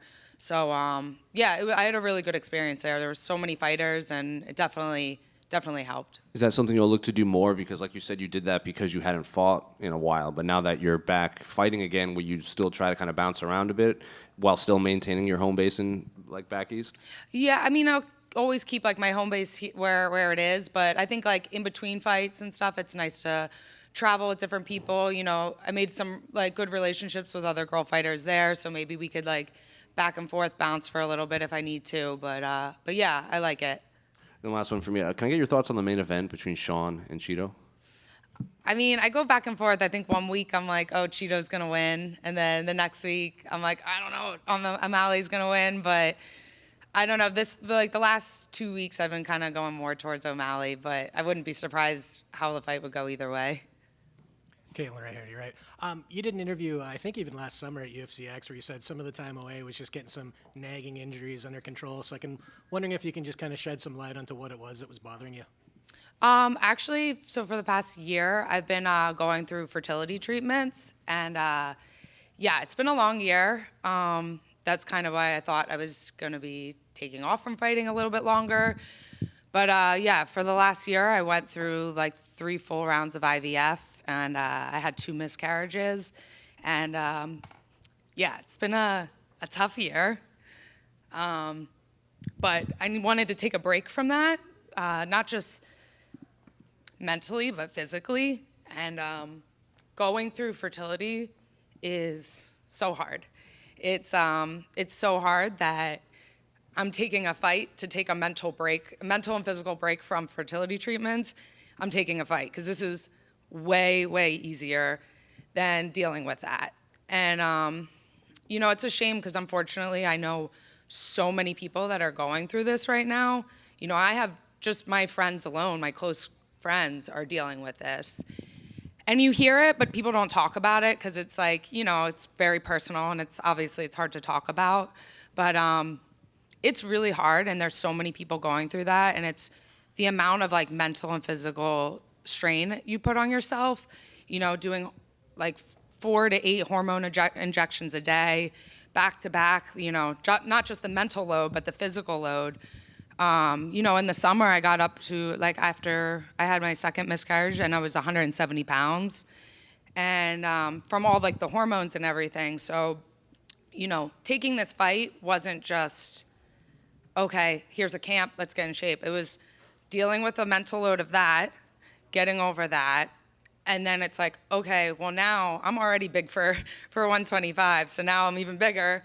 So I had to kind of reset my body. And, I was like, that night, I went to the doctor's office. They got the bad news. And then that night, my manager happened to be in Manhattan. We went for dinner. And I was like, okay, I need to get a fight. I just wanted a little mental break and something positive. I love fighting so much. And it's kind of like all I know. When I'm not fighting, it's like, oh, I have to go into the real world and like have real world-ish problems, and those are really hard to deal with. But taking this break and focusing on fighting has been a nice relief from the stress that I've had the past year. But yeah, like I said, people always like, oh, you're a fighter, that's so hard. How do you do that? Train all the time. I'm telling you that dealing with this is my mental and physical break from fertility treatments. And there's just so many people out there that, I'm fortunate enough where I had the opportunity to do treatments. So many people don't even have that opportunity. So I'm not complaining, but if you're people that are going through that, it's definitely really, really, really tough. And they're like way stronger than any of us up here doing fighting. Condolences, first of all. And Thank you. I guess my only other question then is with the time off, just as it pertains to the fight, I know you're taking it as a distraction, but is there any concern on the ring rust fight or front because you haven't been in a live fight? Absolutely not. Like, I have been fighting my whole life. I've done it all the time. I mean, it's the same.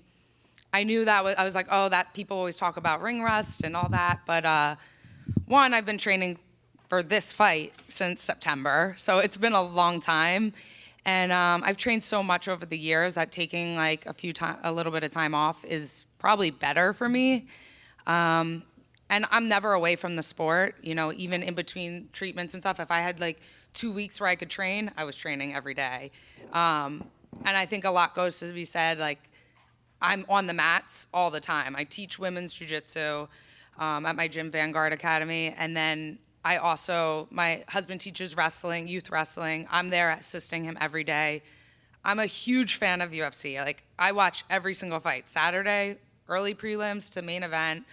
I'm watching every fight. And I think that even just watching it, it's a lot that you're still gaining, even though you're not training. And to get back into it, I competed at the ADCC trials in I think October, just to kind of get in there, and then traveling to Denver, putting myself out there. I did a few other things that I don't normally do, just to kind of do like a baby step towards fighting, just to make sure that ring rust wasn't an issue.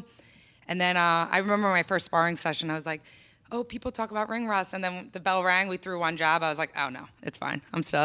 Nothing's changed. So if anything, I think the time off and like reflecting on like my development as a fighter and as an athlete, I think has been better because I've had time to look back and be like, oh, what are different changes I could do to get better? And I've implemented those in this camp, and I feel like I've just leveled up so much in this past camp. Thank you. Can I just one more? I know you said it was like a difficult thing to talk about, and even people close to you are going through it too. Do you think, like, not responsibility is not the word, but like you should openly talk about this more because so many people are going through this and just kind of keeping it in and struggling secretly and not expressing themselves? Yeah, it's a weird thing. Like, I've went back and forth, like, should I say something or should I just keep it private, say this? And I don't want to ever come across as someone that's, like, using my issues to, like, gain a platform. Like, because when people do that, that bothers me so much. But I do think that, like, even with, like, my friends and me being open about it, there were so many people that I would tell about it, and they're like, oh, you know what? I've been doing that the past year. And then we would talk about it, and it would feel good. I would go on social media and see women that would talk about it that I didn't know, and I'm like, okay, there's a lot. I'm like, wait a minute, there's a lot of people going through this, which can be comforting, but it's also, like, alarming that so many people my age are going through this. But yeah, I just think that just to kind of, like, show, like, everyone's going through it and you don't know what they're going through. And I think it's just really alarming to me, the amount of people that are going through this. And yeah, if I can like use my platform to just, even if someone sees this and is going through it and they're like, oh damn, because most people that are going through it, they keep it like a secret. And yeah, it's just, you're not, like everyone's going through it and it sucks, but when I hear other stories of people going through it, it kind of makes me feel better, and I see different things that other people are doing, and I just think it's helpful. So if I can like help anyone or make one person feel like, oh, okay, cool, like other people are going through this too, then it's worth it. Yep, thank you.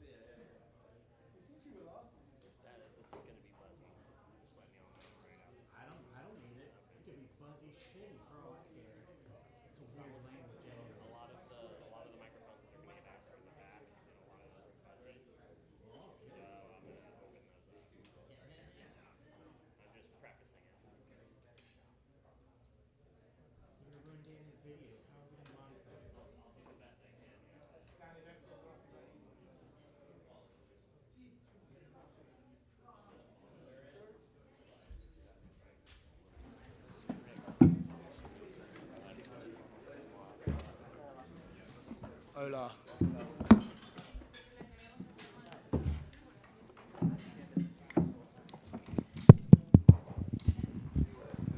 Chito, por acá. Bienvenido a Miami. Para la entrevista en español sí te cambiaste, ¿no? Me cambié, me trajeron al niño Moy, así que tenía que ponérmela. Sí, claro. Oye, y tú eres alguien que a través de los años, no es que minimiza las cosas, pero siempre es como una pelea más, este es mi trabajo, pero literalmente estás peleando por un título del mundo, esto es el honor más grande que un peleador puede tener dentro de este deporte, has trabajado años y años para llegar a este punto, estamos a días de la pelea, cuéntame tus emociones, ¿se siente especial el momento o lo estás intentando tratar como una pelea más? Pues en temas de la pelea lo veo de la forma como es, pero hablando de lo grande que es un título, de los 10 años que tengo intentando llegar a donde estoy, es obviamente algo mucho más grande, que trae más presión, que trae más tono, más medios, más obligaciones, pero al final del día es algo que he querido tanto en mi vida, que he soñado tanto, que estoy dispuesto a hacerlo todo, ¿no? Pero al final del día, a la hora de pelear es una pelea, ¿no? Y hay que salir preparado y listo para ello. Oye, y se dieron las cosas perfectas, ¿no? Ustedes dos pelearon en la cartelera de UFC 292, tú ganaste, él ganó el título, tienen esa historia. ¿En algún punto te ibas a imaginar que cuando ibas a llegar al título ibas a llegar bajo estas circunstancias y con una mega pelea contra Sean O'Malley? La verdad que no, y creo que nadie se lo imaginó así, ¿no? Pero las cosas se dan como se tienen que dar, ¿no? Y la única razón por la cual esta pelea está pasando es porque tengo una victoria sobre él, ¿no? Si yo no hubiese ganado esa pelea o si la pelea nunca se hubiese dado, me hubiese tocado pelear tal vez una más después de la de Pedro para buscar algo como esto, pero yo creo que todo tiene su razón de ser y su porqué, entonces lo único que sé es que estoy preparado para el sábado. Sí. Y generalmente todas tus peleas con tus oponentes tienen una anticipación bien respetuosa. Yo creo que esta es la primera donde se están diciendo cosas y obviamente él busca un poco esto. ¿Eso añade algo al entrar ya a la jaula? ¿Trae algo más de satisfacción ya a la hora de pelear? Porque pues están peleando, ¿no? Yo trato de mantener la cabeza fría, ¿no? Yo trato de mantener mis emociones donde tienen que estar y no calentarme por palabras, ¿no? Yo creo que alguien que pierde la cabeza solo por lo que diga alguien o por palabras es alguien que no va a estar dispuesto a ganar un cinturón, porque la presión que conlleva eso y la presión que que es ser un campeón es mucho más grande que la opinión pública o lo que una persona en específico. Entonces, para mí lo que digo, o sea, un peleador como él necesita que el peleador se debilite mentalmente para poder ganarle. Yo no necesito eso. Yo sé lo fuerte que soy, yo sé lo bien que me he preparado y si es hablar, se habla, ¿no? O sea, los que me han escuchado hablar en español saben que no guardo lo que tengo, que mis sentimientos ni mi opinión hacia una persona. Si mi opinión no es la mejor hacia ti, te voy a decir lo que siento, pero si tu juego es querer meterte en mi cabeza, buena suerte con eso. Y por último, ¿cómo es la pelea y también qué crees que traes tú que puede marcar la diferencia? Porque tú eres la única persona que ha podido derrotar a Sean O'Malley hasta este punto. La pelea es una pelea dura. La pelea es dura como todas, ¿no? A este nivel, dentro del UFC, las peleas son las más duras, pero en mi opinión, yo traigo la experiencia, ¿no? He estado enfrente de los mejores de la división, he estado enfrente de contendientes, he peleado con los golpeadores más fuertes de la división, he peleado con los más altos, he peleado con todos, ¿no? Entonces, eso me va a dar un extra el día sábado y al final del día, yo estoy listo para lo que sea. En el sea que la pelea vaya, voy a estar listo. Aquí. Sabemos que ustedes dos tienen muchísimos aficionados por todo el mundo, pero ¿crees que estando aquí en Miami los aficionados en la arena van a estar a favor de ti? Yo creo que va a haber muchos ecuatorianos y creo que eso va a ser la diferencia de cierto modo, porque peleé en New York, encontré Frankie Edgar y se escuchaba mi nombre y te aseguro que no eran gringos los que gritaban Chito. Peleé en San Diego contra Dominic Cruz y yo podía escuchar la barra hacia mí. Entonces, al final del día, no importa qué tan grande la barra sea, qué tan preparado estés tú, ¿no? Pero hablando de eso, yo creo que va a haber muchos ecuatorianos en el arena y van a haber muchos ecuatorianos alentándome. Entonces, es algo que realmente me va a ayudar, ¿no? Me va a mantener la motivación, me va a mantener la fuerza y ver lo mejor de mí. Y O'Malley entra a esta pelea con muchísima confianza. ¿Crees que él se olvidó el peligro que tú presentas para cualquier peleador en la división? Espero que sí, ¿no? Porque si se olvida, se lo va a recordar y hay que ver, ¿no? Yo creo que, por más que hable y todo, yo creo que se tomó la pelea en serio, pero al final del día, si no lo hizo, pues más fácil para mí. Y por último, ¿cuál es tu mensaje para la población de Ecuador y la comunidad hispana en total que va a ver tu pelea y apoyarte? Pues siempre estoy agradecido con el apoyo, con el cariño y voy a salir fuerte, voy a salir enfocado y voy a salir a ganar para darle esperanza a la gente, para darle una razón de sonreír al pueblo ecuatoriano. Hola Chito, hace algún tiempo en alguna entrevista dijiste que te daba un poco de molestia que no toda la prensa ecuatoriana te siga. Ahora estamos todos aquí contigo y para ti. Y todo el Ecuador está muy movilizado por lo que va a pasar el sábado. Queremos saber cómo vas a salir al ring o qué tipo de canción vas a usar. Si vas a utilizar algún artista ecuatoriano también, como lo has venido haciendo, y desde ya éxitos y felicitaciones por lo que pasa. Muchas gracias. Pues, canción todavía no he decidido. Realmente espero siempre hasta el final. Justo ahorita me estaban preguntando y me estaban presionando para que diga, pero normalmente yo espero el jueves de noche para decidir. Entonces, no sé, no estoy seguro de qué voy a usar. ¿Ecuatoriano? No, ecuatoriano no. Pero no estoy seguro qué va a ser, qué ritmo va a ser, qué tipo va a ser, así que voy a ver. Una barra especial, porque no tenemos como una barra ni para fútbol ni para otro deporte. Eso tienen que crearlo ustedes, no yo. Gracias a ti. Chito, por acá, otra vez cubriéndote para Ecuador. Preguntarte, ¿cambia mucho el campamento de una pelea normal para una pelea de título? No cambia, el título no lo cambia, lo que lo cambia son los 5 asaltos, ¿no? Se empieza obviamente de menos a más, ¿no? Porque no vas a querer pelear 5 rounds 6 meses atrás, ¿no? Pero nosotros empezamos de menos a más, hacemos rounds de 3 minutos, después hacemos 3 de 3, después 3 de 5, y lo que hacemos realmente para llegar bien preparados es cambiar los oponentes cada round, lo cual hace el sparring mucho más pesado, mucho más difícil, y altos, boxeadores altos, kickboxers altos, y mi preparación en el grappling y en la lucha fueron gente de mi porte. ¿Apuntas otra vez a las low kicks? ¿Crees que eso fue base en la primera victoria que tuviste ante él? ¿Repetir algo así? Yo, en todas mis peleas, yo pateo bien fuerte las piernas y yo creo que es algo que él usa. La última de mi parte, agradecerte. Se está dudando mucho si Sean tiene cardio para hacer. Bien o no, no sé, pero el mío, tengo pulmón de tiburón, eso te lo puedo asegurar. ¿Qué tal, Marlon? Por aquí, Jacqueline Enríquez de Quito, Ecuador. Bueno, ¿esa se va a ir en algún momento, en algún pasaje de los rounds, la pelea al piso? Es probable, ¿no? Es probable que lleguemos al piso, ¿no? Los dos pateamos bastante. Muchas veces te agarran la pierna, muchas veces alguien se cae, pero realmente si es de iniciar un derribo, no lo creo de mi parte, pero si la pelea llega al piso, estoy preparado para ir al piso también. Bueno, totalmente. Y en todo caso, tú nunca has sido sometido ni noqueado. ¿Crees que la pelea va a terminar por las tarjetas en una finalización? Realmente no puedo predecir lo que va a pasar, peor en algo como el UFC, ¿no? Que es en una pelea todo realmente puede pasar, y yo lo que hago en lo personal es venir más preparado que nunca. Después de la pelea, ¿un encebollado? 100%. Realmente tengo como unas 3 semanas que no me como uno y ya necesito uno. Y la última de mi parte, ¿cómo estuvo el corte de peso esta semana?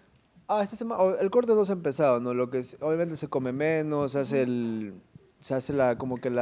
water loading, que es que tienes que tomar casi 2 galones de agua al día, pero de ahí el corte es el día jueves. El día jueves sí, el día jueves y el día viernes no me llamen, que no va a estar bien.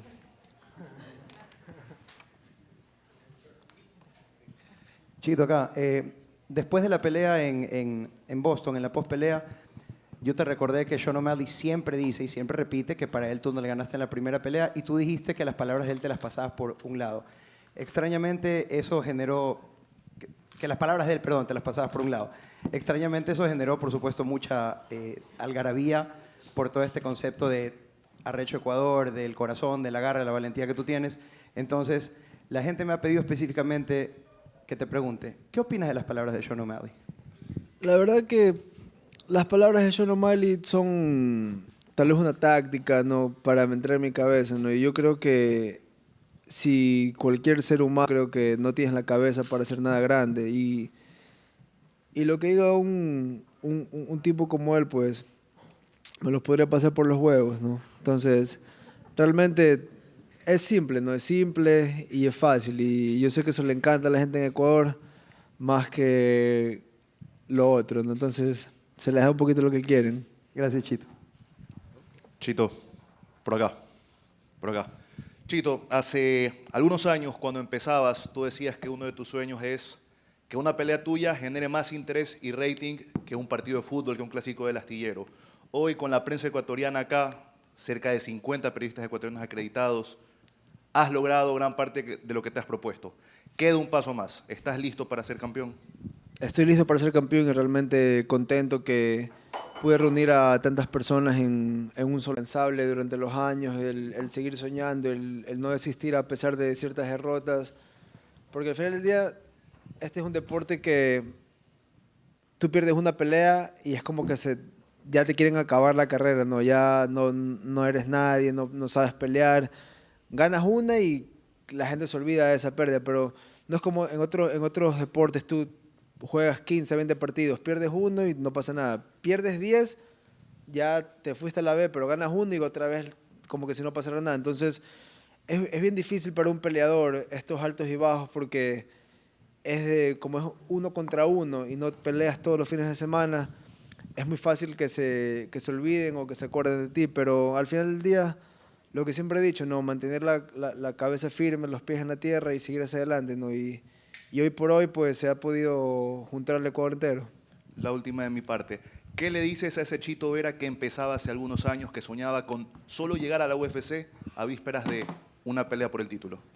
Pues realmente no cambiaría nada, no. Hubiese seguido tomando el camino largo, el camino duro, porque fue lo que realmente me trajo hasta acá, ¿no? Y no cambiaría esa experiencia porque me hicieron el hombre que soy, me hicieron fuerte y esa constancia, esa disciplina que tengo no es algo que se puede crear de la noche a la mañana. Hola Chito, ¿cómo vas? A tu derecha. ¿Cómo estás? ¿Qué significa para ti también después de varias peleas poder salir con la bandera que desde la última antes de Rob Font fue la ocasión en que pudiste salir con ella? Sí, no, para mí eso es algo muy grande, no es algo que me parecía algo sin razón, pero a veces meterte mucho en política o eso puede costarte una carrera o puede costarte oportunidades, no, pero sí me molestaba que no se podía por algo que no tenía nada que ver el resto del mundo, ¿no? Entonces, ya por suerte se puede y yo en lo personal he tenido la misma bandera desde mi primer pelea en el UFC hasta el día de hoy. Tiene sangre, está sucia, pero yo regreso a California o donde sea que viva y la pongo en el mismo lugar y es la misma bandera que he usado durante todos estos años. ¿Cuál crees que fue la pelea como el punto de inflexión para que desde ese salto de popularidad en Ecuador, que te sigan, que estemos tantos medios ecuatorianos aquí, cuál crees que fue ese salto? Yo creo que la pelea con Frankie Edgar fue una pelea que en serio me puso en el mapa y fue la pelea que me hizo saltar, ya que fue en el Madison Square Garden, fue en un pay-per-view y peleé bien arriba en el main card, peleé una pelea antes del Common Event. Esa pelea yo creo que fue la que me dio ese salto, ¿no? Y la última, Chito, ¿qué significó para ti en este campamento en específico tener a Jason Parillo como tu head coach? Porque ya tiene varios peleadores que han sido campeones con él. Pues el coach estaba conmigo en las últimas 7 peleas y realmente fue la clave fundamental para que yo pueda dar ese salto, ¿no? Fue la persona que cambió mi juego para bien y me dio los consejos correctos para llegar a donde estamos. Chito, ¿qué tal? Por acá. Alfredo, de Ecuador, también de Guayaquil. Felicitarte por todo lo que estás logrando y consiguiéndote. Venimos siguiendo hace mucho tiempo, aunque es mi primera vez siguiéndote en una pelea. Te pregunto de parte de Sean O'Malley. Él es un striker, sabemos que tiene una derecha muy fuerte. ¿Hay algo más que te preocupe de él, de su estilo? ¿Lo ves un poco más completo ahora que ha evolucionado, que es campeón? ¿O crees que solo en el striking se va a basar? No, aparte de la mano derecha que la tiene, es rápido, pega duro, patea bastante, se mueve mucho y yo podría asegurar que tiene buen piso, ¿no? A pesar de que la gente dice que no tiene piso y eso, a veces que no lo enseñes no significa que no lo tengas, ¿no? O sea, yo, en lo personal, si yo podría solo golpear y patear sin el resto, me sentiría cómodo, pero al final del día, a veces un scramble en el piso, una revuelta, te acelera un poco el corazón y te hace cansar más rápido que solo golpear. Entonces, yo creo que es completo y estoy listo para que esta pelea vaya donde tenga que ir. ¿Qué nos hace falta, Chito, para llevar la UFC a Ecuador? Estás tú hoy por el campeonato mundial, está Michael Morales haciendo las cosas bien, recién estuvo Carlos Vera, tenemos a los hermanos Luna Martinete, uno de ellos, Adrián, es campeón en la UFC también. ¿Qué nos hace falta para llevar esa UFC a Ecuador? Eso es uno de mis sueños más grandes, pero yo en lo personal creo que, por ejemplo, México tiene ya campeones, ¿no? Y ex campeones. Está Alexa Grasso, está Yair que peleó por el cinturón, fue campeón interino, Brando que fue campeón, perdió, volvió a ganar el cinturón y ellos fueron la semana pasada y fueron en el 2019. Eso te da a decir que lo difícil que es que vayan a tu país, ¿no? En México ya construyeron un performance center, en México ya tienen como que una infraestructura más grande en el deporte en sí. En Ecuador todavía no hay eso. Y algunos de esos ecuatorianos pelearon en contenders, no ganaron. Entonces, hoy por hoy va a ser más fácil que vayan a España. Hoy por hoy va a ser más fácil que revisiten Argentina y otros países. Y es duro, ¿no? Porque uno quisiera ir a Ecuador, pelear en Ecuador, pero si te pones a ver a los alrededores, y yo con la experiencia que tengo, en temas de hoteles, seguridad, no hay mucho el espacio todavía, ¿no? Entonces yo creo que es algo que va a pasar. Y obviamente esa responsabilidad la tengo yo el día sábado, ¿no? Ganando esa pelea ayudaría un poquito a que eso pase un poco más rápido. Y la última, Ecuador ya es referente de las artes marciales mixtas en Sudamérica, en Latinoamérica, ¿lo crees? Yo creo que sí, 100%. Cuando yo empecé mi carrera, Perú era el país más duro de los cercanos, ¿no? Después Brasil, muchos peruanos peleaban en Brasil, muchos peruanos llegaban a eventos grandes en Sudamérica y hoy por hoy Ecuador ya tiene sus peleadores, ya tiene su gente saliendo del país y buscándoselas, entonces eso está bien y que sigan adelante y que le sigan dando. Arrecho, Ecuador. Gracias, brother. Chito, ya has manifestado que no vas a buscar llevar la pelea al piso. Sin embargo, te hemos visto entrenando con los hermanos Méndez, que son sin duda uno de los mejores jiu-jitseros del mundo, de la historia, ¿no? Y sin duda la academia en Costa Mesa es una de las mejores del mundo. En el caso de que la pelea termine en el piso, la comunidad jiu-jitsera en el Ecuador te recuerda mucho en tus inicios dentro de esta disciplina marcial en el gimnasio de la Católica. ¿Cómo te gustaría que se desenvuelva la pelea en el piso? ¿Buscarías tal vez establecer una posición dominante y acabarlo con ground and pound o te gustaría obtener una finalización? Yo creo que todo depende, ¿no? Cómo se sienta todo una vez que lleguemos al piso, en caso que lleguemos a llegar al piso. Y sí, no, yo empecé mi carrera en Jiu-Jitsu y practico mucho Jiu-Jitsu, porque a veces si solo trabajas el striking o solo trabajas la parte de arriba y llegas al piso te vas a cansar, ¿no? Entonces, la razón más grande por la cual entreno mucho grappling, trabajar con los Méndez es de las mayores armas que tengo, pues ya que son extremadamente buenos, tienen muy buenos alumnos y fue como empecé mi carrera, ¿no? En esa época en Ecuador habían muy pocos jiu-jitseros cuando yo empecé y el nivel era muy alto. En ese caso, ¿cuál es tu finalización favorita tal vez para intentar buscarla? Yo siempre, mi finalización de las mejores son los triángulos, ¿no? Puede ser invertido o normal. Y últimamente he trabajado mucho en los ataques de pierna y he trabajado mucho en todo eso, en las rodillas, los heel hooks, todo eso. Chito, sé que estás enfocado en la pelea primero. Sin embargo, ¿has pensado tal vez cuál sería tu decisión para el siguiente combate, si es que logras coronarte campeón? La verdad que no. La verdad que prefiero llevarlo un paso a la vez y no adelantarme mucho a las cosas que se vienen, porque después pierdes el enfoque y pierdes la concentración en lo que se viene. Pero primero es lo primero, hay que ganarle y yo creo que de ahí se puede ver qué se hace. Y por último, para toda la gente de Ecuador que está viendo la pelea por el título del peso gallo de UFC como un partido de final del Mundial, ¿qué podrías decirle a todas esas personas que te han seguido a lo largo de tu carrera y que, bueno, ahora estás a un paso de conseguir tu tan ansiado sueño?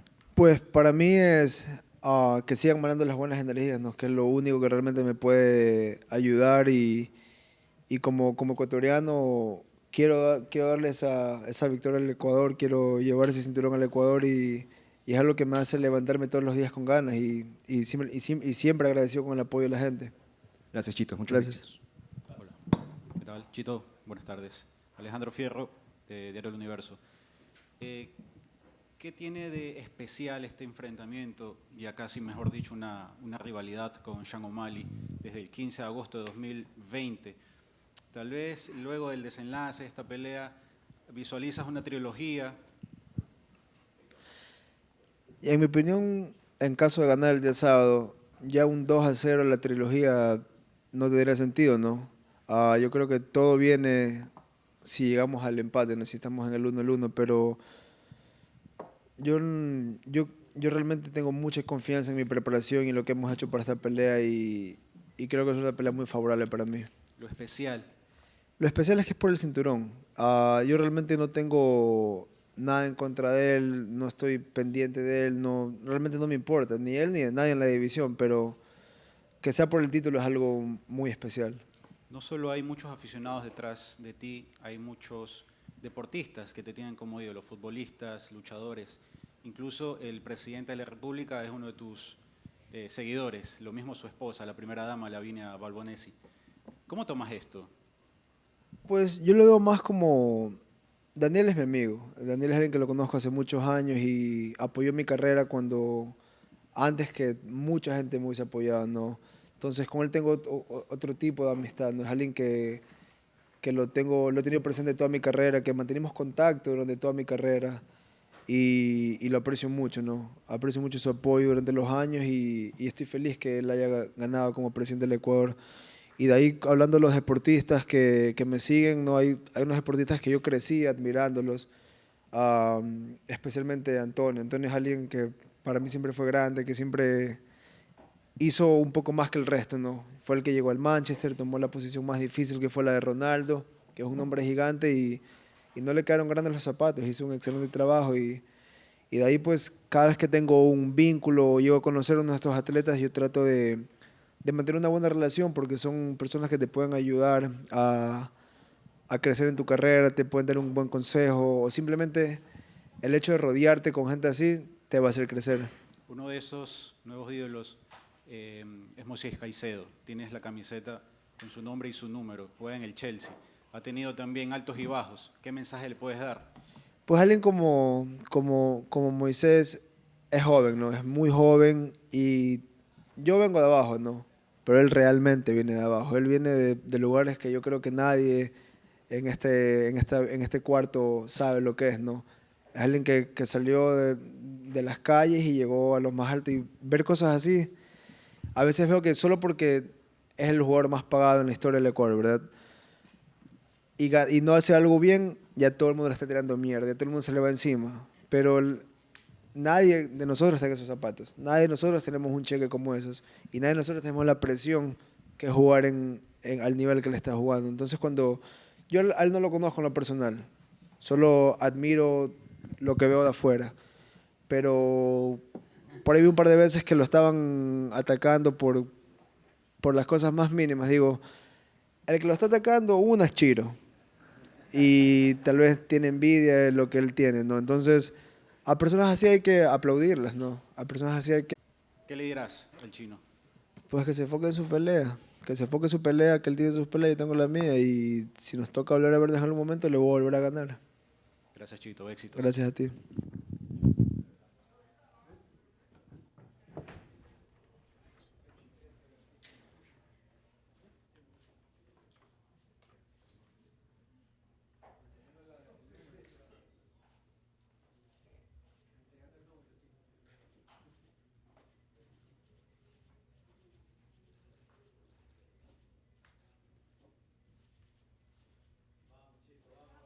Gracias a todos. Gracias.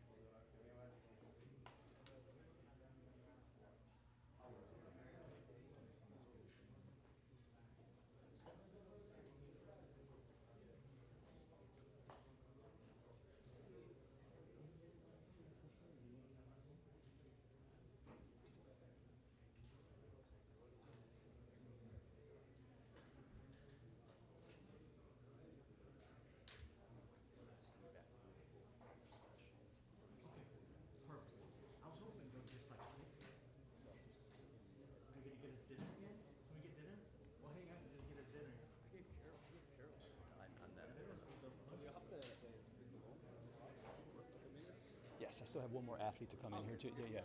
Yes, Petr Yan, yes. Huh? He wanted to use it for he didn't realize we had another athlete coming in. We're kidding. All right, just bring your straps. How long till you're on? Come right now. Come right now. We had him waiting. We could have been done. Spanish session. Not awful. Not awful. I think for 300 we're going to be able to. I mean, only an hour over. That's not bad. Well, that was a, if you take that session, that was an added session. It's 26 minutes. Yeah. Okay. All right. So I feel good about 300. 300. We'll keep, keep 10 minutes. Huh? It actually flowed pretty. It actually flowed pretty well today. I think. I think it flowed pretty well. I mean, it could have been a lot worse. It's been a long day, but it could have been worse.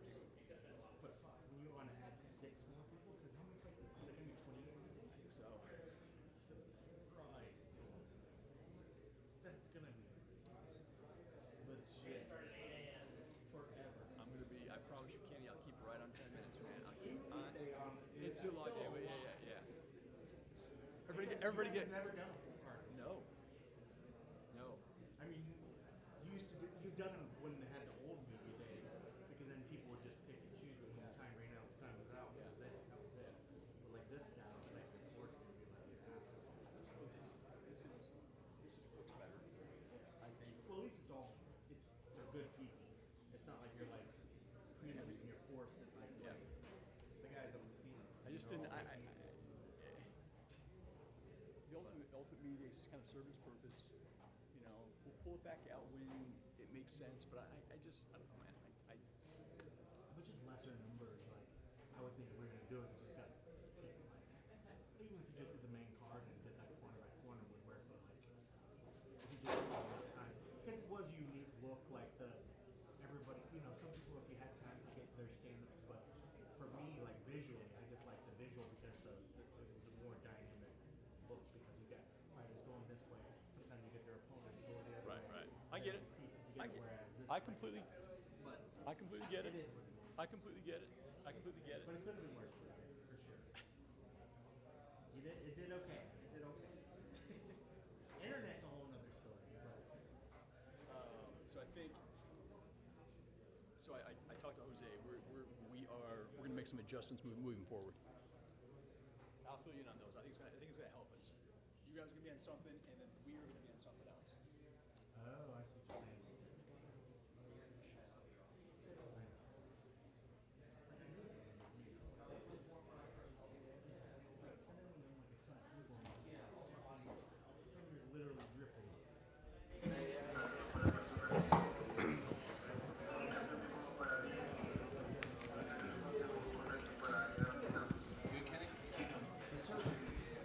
Peter, obviously it's been a while since we last saw you in the UFC octagon, so I guess how have the last several months been for you, and what have you spent your time away from fighting doing? Прошло достаточно много времени с твоего последнего боя. Как ты провел этот год? Да, прошло год с моего крайнего поединка. Отлично провел время, отдохнул, даже соскучился по всей этой атмосфере, поэтому в предвкушении. Yeah, it's been a year since my last fight. I had a good time, had a good rest, and even missed this fight week atmosphere. Was it your choice to take some time off, or were you hoping to get back in there sooner, and then your team and yourself kind of decided, you know, maybe some time away from the octagon to just focus on training for fun rather than for a specific opponent? Was that your decision? Был ли это твой выбор сделать такой большой перерыв, либо ты хотел вернуться раньше? Это был мой выбор. Я хотел вернуться именно на UFC 299. Yeah, it was my choice, and I really wanted to get back at UFC 299. There was rumors that you and Song would have been fighting, you know, in December, and then it didn't happen. Was that accurate, and are you happy now that you did get the Miami date? Были слухи о том, что ты с Сонгом должен был драться в декабре. Правда ли это, или ты изначально хотел драться в Майами? Это слухи. Я об этом поединке особо не знал и не имел желания. У меня было желание подраться на UFC 299. It's only rumors. I didn't have a desire to fight in December. I found out about this fight also online. I had a desire to fight at UFC 299. And what do you make of Song's skill set in there? He did an interview earlier in the week, and then he said it again today, that he believes he's the best boxer in the bantamweight division, and he's using kind of this fight as a way to kind of prove that he is the best. Что ты думаешь о его навыках? Ранее он говорил, что он лучший боксер в дивизионе, и он использует этот бой, чтобы доказать, что это так. Ну как он может быть лучшим боксером в дивизионе? Я не знаю, кого он побеждал и вообще занимался ли он боксом. В субботу я покажу ему, чей бокс лучше. How he can be a best boxer in division? I don't know who he had won in the past. And this Saturday, and I don't know what's his boxing pedigree, but this Saturday I'm going to show him who's the best boxer. And what do you make of the bantamweight title picture now that you have returned? Obviously, there's a new champion in Sean. Aljamain's gone up to featherweight. Chito's getting the shot. Merab seems to be next after that. So what do you make of this title picture? Что ты думаешь о титульной ситуации в дивизионе? Сейчас Чито драться за пояс. Стерлинг ушел на категорию выше. Кажется, Мераб будет следующим. Как ты в целом оцениваешь ситуацию?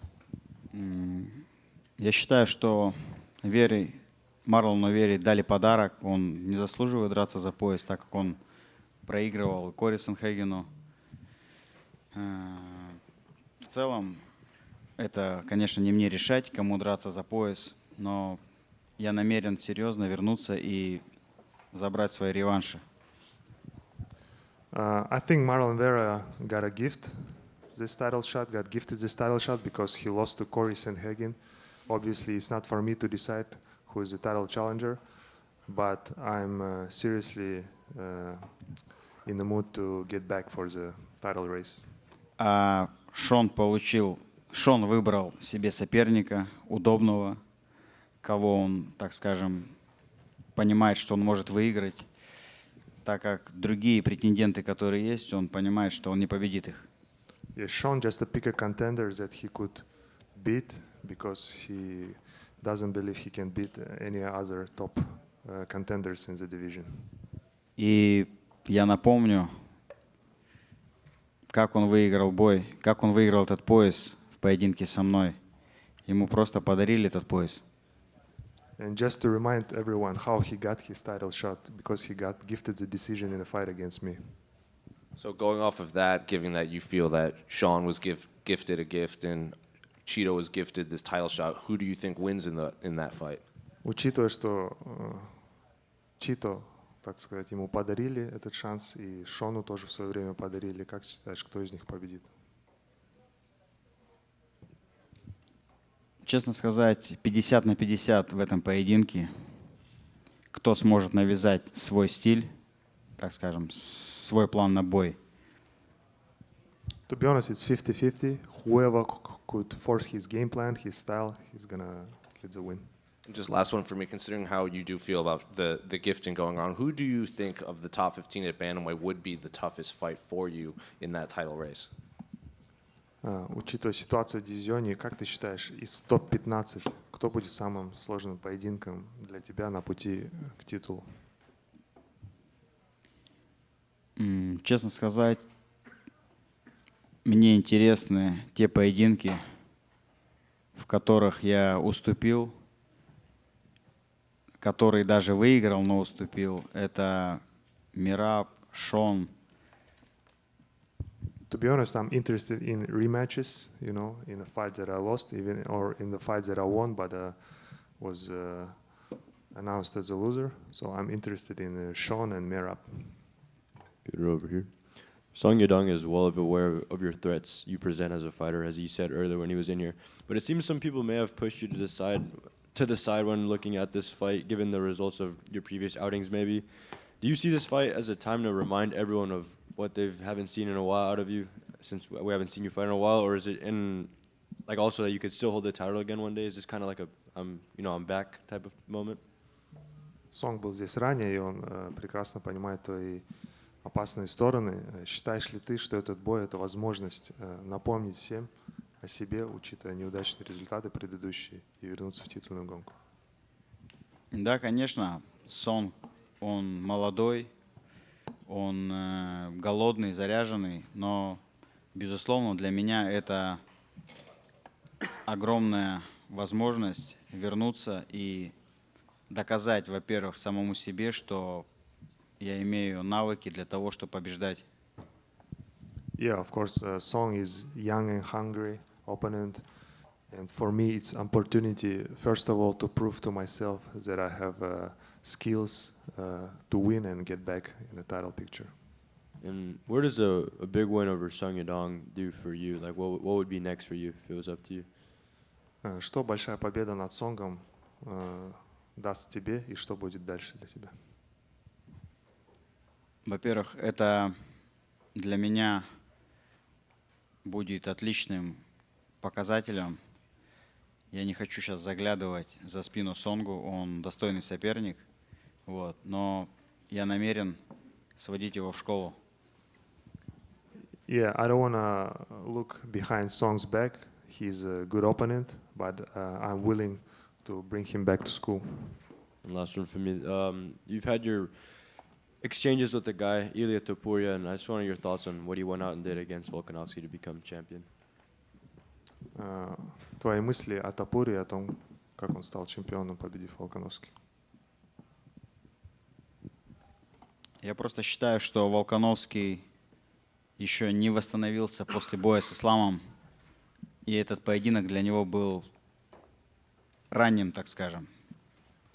I think Volkanovski didn't recover from a fight with Islam, and he took this fight too early. Если вы видели первый раунд, то Волконовский неплохо себя показывал.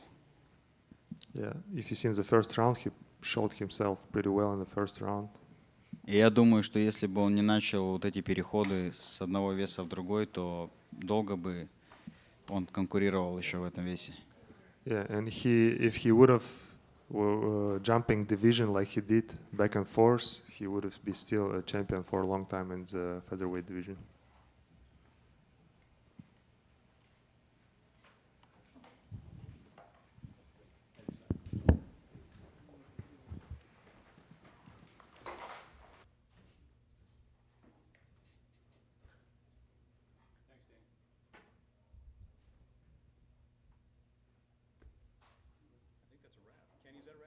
Yes, sir.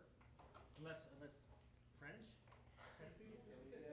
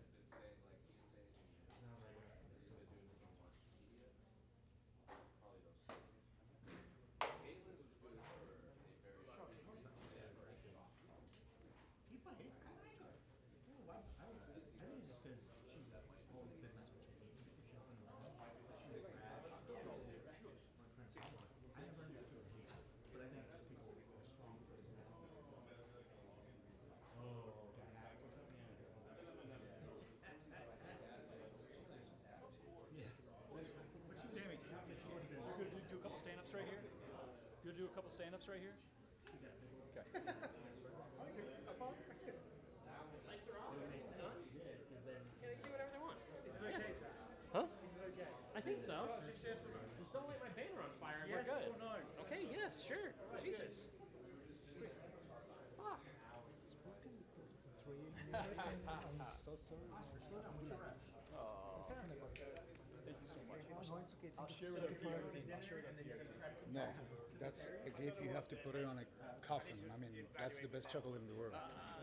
Neil. Thank you for everything. Of course. I'm